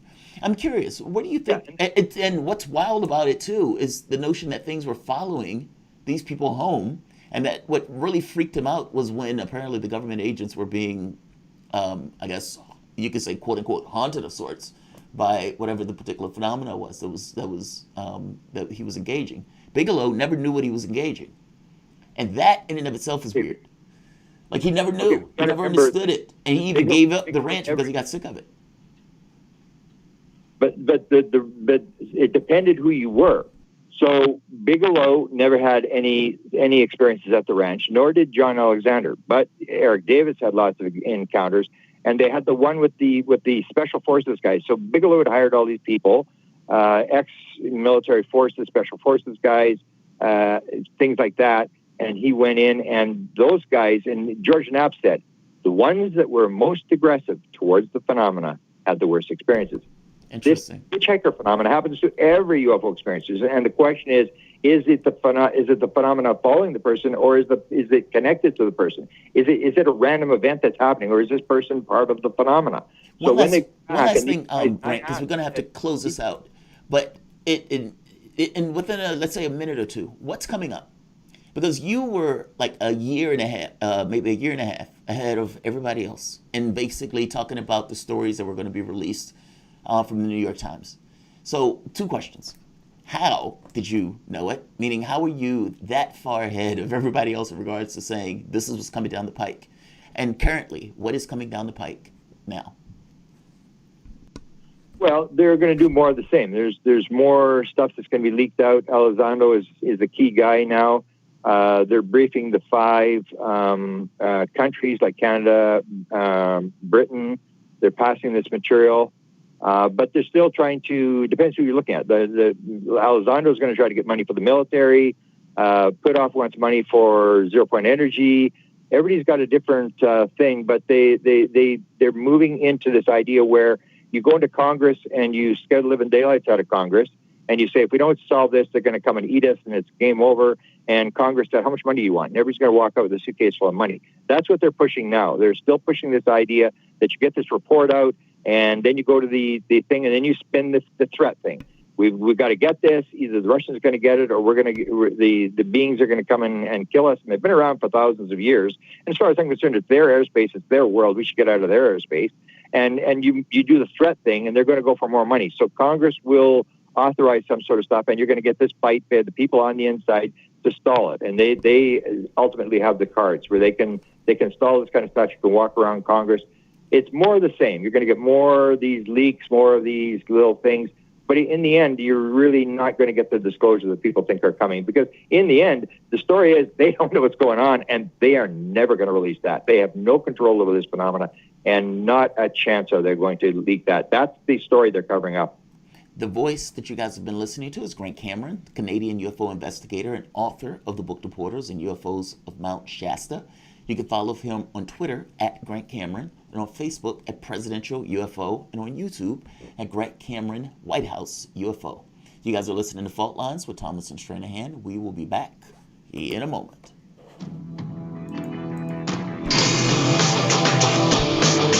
Fault Lines. We are talking 24 hours a day, 7 days a week. You are listening. We give you the most essential out of the endless information space. Radio Sputnik, telling the untold. Are you bored? Are you lonely? Do you need a hug?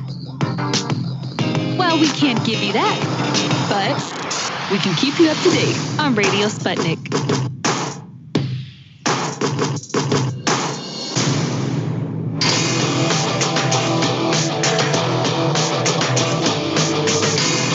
Fault Lines.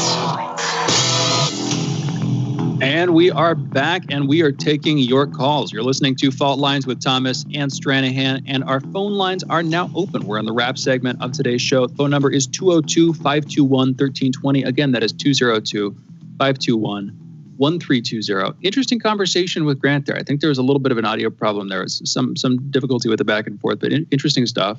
How'd you feel about that, Jamarl? It's interesting. Yeah. So some of this stuff, I like to stay with stuff where I can validate. And it's, a lot of the stuff for the validation is either, within media, within the newspapers, etc. And so I try to stick with that very specifically. And so within the context of that, I thought the interview was fine.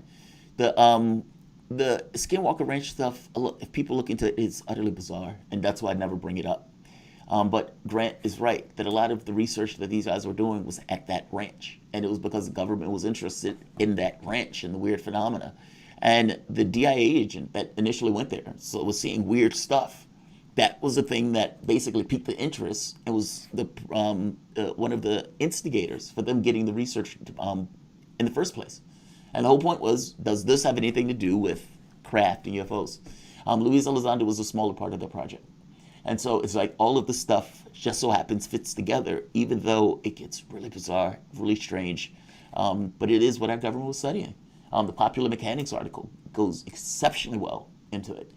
Grant was the guy who was basically pointing out, though, that he knew that this stuff was coming up. And I was always shocked by that. Because within like a year before the New York Times and everything else came out with this stuff, Grant was like, it's coming out, it's coming out, it's coming out. And then it comes out, and it's like, whoa, he was right. And then it goes further, and it's like, not only is it coming out, it's coming out in media, it's coming out from, like, these guys are going out there and giving conversations. It's just very strange that all of a sudden how the doors blew off. But the Bigelow interview is fascinating. And Bigelow, a lot of it gets into the consciousness stuff beyond the UFO stuff. And so it's a strange, interesting thing. The interplay between the two is difficult to get your head around. And oftentimes people look at this stuff as just kind of nuts and bolts as a ship going from point A to point B. Elizondo is a little bit interesting also, because Elizondo takes the stuff in a nuts and bolts way. And he's right. It's a militaristic way. And it freaks me out to no end. It freaks me out. If you are going to look at something like this and you're going to say, all right, we got the equations to figure out how this works. All right. And then it becomes, now we just need to figure out how to weaponize it. It's like, oh, God, I don't want to know that. You know what I mean? Like, if what ends up happening, I don't know about the seeding the stuff around, I don't know about that. But if what ends up happening is getting your hands on technology, and then the first thing that's done is figuring out how to make a bigger gun to shoot somebody, that is the worst. And that freaks me out, even from the standpoint of these guys getting this kind of militaristic edge, this competition of trying to, who can fashion a weapon out of this first. Yeah, I don't put it past the Department of Defense. It is what it is. It's what it does. And that's a little disturbing to me. So, yeah, I used to be Space Brother. I used to be the one holding, it's like, Space Brother, welcome. And then over time, I got far more cynical about the politicians and the people who would be shepherding this through and whether or not we would even get the real information. If it was something that in any way adversely affected something that they didn't necessarily want you to see. And what Grant, again, I even agree, he's probably right on that. It's giving up that technology, releasing that stuff is not something that certain factions want to do. So you have the religious group who's just terrified, oh God, these things are demons, they're trying to, open the gates of hell. You have the scientists who are more interested. You have the people who are a little bit more terrified, who basically say, look, this is something we need to deal with. This is invading our airspace. We can't allow this to take place, et cetera, et cetera. And within the context of that, it's a push and pull. And we are left on the outskirts, face pressed on glass, trying to figure out what's going on. So it's always an interesting conversation. And, I know the conversation with Grant seemed rushed because I was trying to get through the stuff. And it's always, I can never get enough information out of Grant within in a certain period of time. So, no, he's a good guy. I like him. And it was an interesting convo.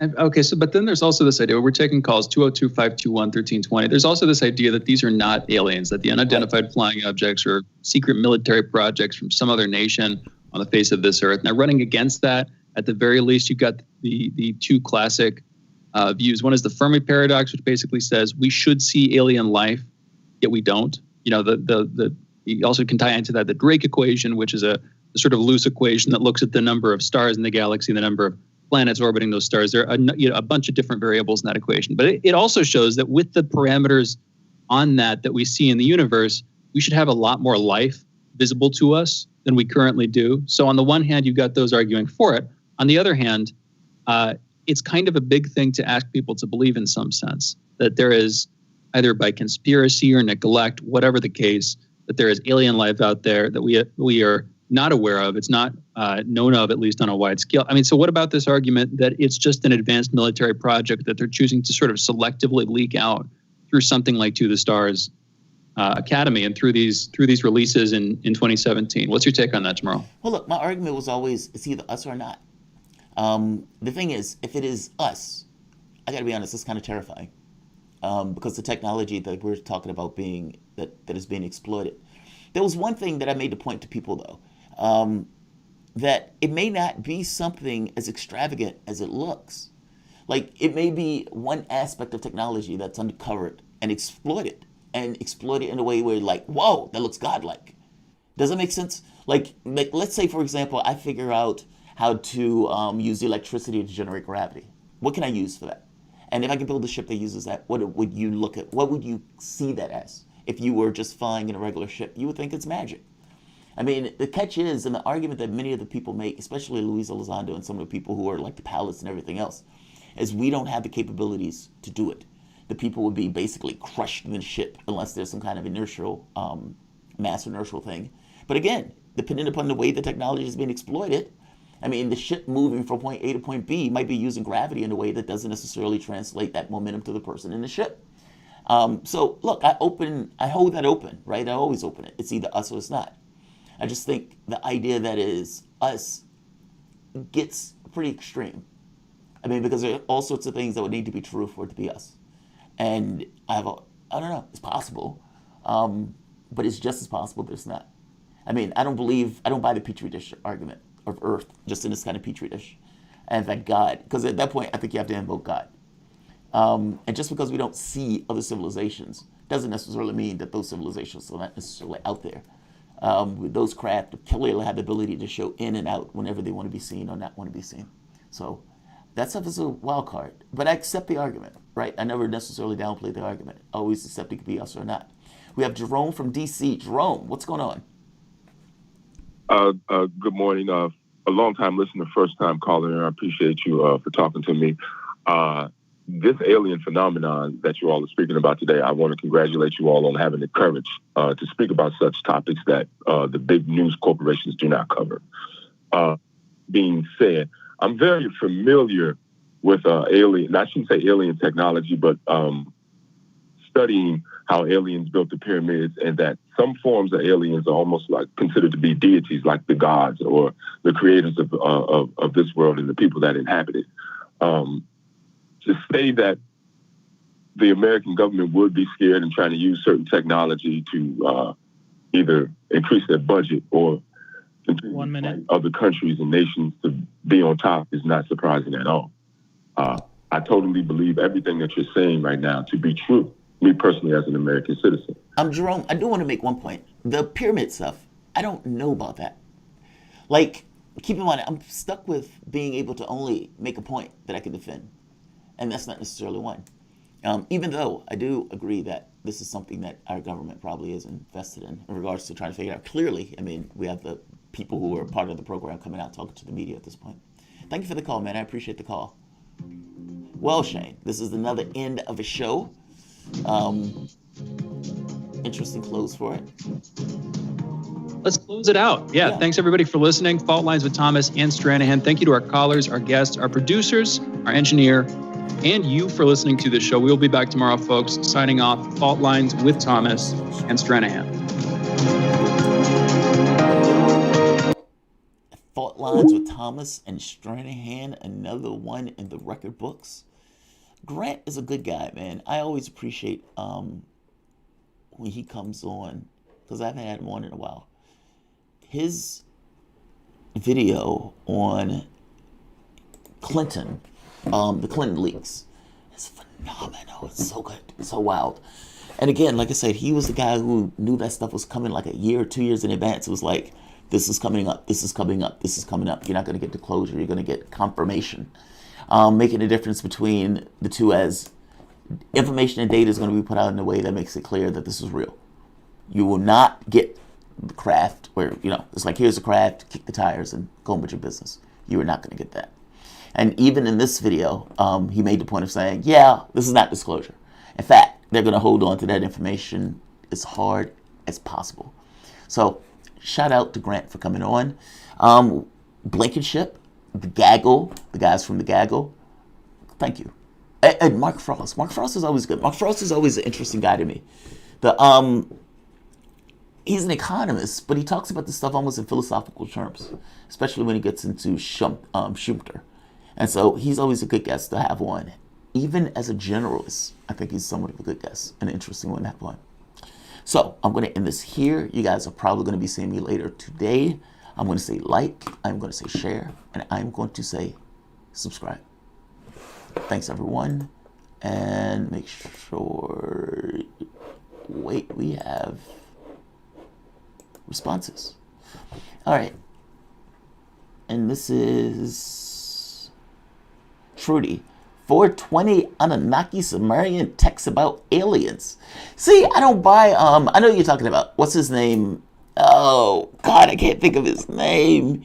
He wrote all of these books, but it's possible his interpretation of the stuff was wrong. In fact, not just possible, I think it is. But I gotta be honest, I'm not entirely well versed on, what is it, Daniken or whatever his name is. As for Sumerians, again, Anunnaki, I can't take a position I can't defend. That's my rule set. That is with politics, and that is especially with the alien stuff. The part that I can defend is this planet, at the very least, from the standpoint of Congress, from the standpoint of media, from the standpoint of military personnel, they believe they're being visited. Is it possible that it is an unacknowledged special access project? Yes, that is possible. And Elizondo has to even kind of acknowledge it himself, saying, look, there could be things that I just don't particularly know. So could it be a breakaway civilization? Yes. But think about what we're saying, and think about what that would mean, and think about everything that would be necessary for that to be true. Yeah, it's an interesting topic. And it's a topic that's starting to freak me out as I've gotten older. Only because it's so... If you're... let's take the UFO thing off the table for a moment. Just your military. A lot of your military is in the black. If you were trying to figure out where the money was going for the various programs and projects and everything else, you will find yourself hard-pressed to figure that out, even if you were members of Congress. If that is in the black, what the fuck is this? And where is this? And if we can't even see the stuff that takes place from the standpoint of our military, how the country is governed, I mean, for God's sake, Julian Assange is being put in jail, right? If we can't do that, then how do we deal with this issue in a way where we can talk about it credibly and understanding what takes place? And the honest thing is, it's hard, if not possible, impossible to do so. You're never going to hit it right. And you're never going to, even the New York Times, when the New York Times wrote the article about the ATIP program, they got some of that stuff wrong. It's because it's so voluminous, it's so over the top, and a lot of it is, yes, classified or in this kind of secrecy. The secrecy part, I can't touch because I don't know anything about. The stuff that's exposed, those are things that I can have a conversation about, and those are things we can fight and argue about and discuss. But Anunnaki, truly, I don't know enough about it. Jimmy from Philly wiped. The real threat, progressives like Jamarl. Oh, I am the real threat. I am the real threat. What is this? Jimmy from Philly wiped. I don't know what Jimmy from Philly wiped is. I don't know how I am a real threat, but fair enough, Jimmy. I will fight and defend your right to call me a threat all you want. An immediate fossil, intermediate fossil. Thank you. Leave a text. All right, guys, I'm going to end this here. Yes, I'm dragging ass a little bit. Finnegan is screwing with me. But I'm going to say like, I'm going to say share, and I'm going to say subscribe. Gardenome, I think the tech is so crazy that we first came from someplace other than Earth. Well, see, that's the thing, Garden. If somebody, say for example, that you, there's a project, unacknowledged, and that project was working on, I don't know, quantum mechanics. You had another one working on thermodynamics. You had another one working on zero-point energy. You had another one, invisibility. Like, these were real projects, right? And you go to Congress, and you tell Congress that, look, something is doing this weird shit out there that our craft can't touch and has human effects. Now, Congress can ask the question, well, wait a minute. How do you know it's not us as a black budget? How do you know it's not a foreign military? Okay, well, you got to study that. Then you're stuck with the thing of, like, well, if it's not us, and it's doing all of that weird shit, you need to figure out what that is. Like, so these are just kind of logical steps. Say, though, that one of those unacknowledged special access projects found the ability to crack the code for gravity and electricity and do it in a way where they could exploit it using a ship or craft or some object. Hell, let's say you can even exploit the exact same technology for some kind of attack.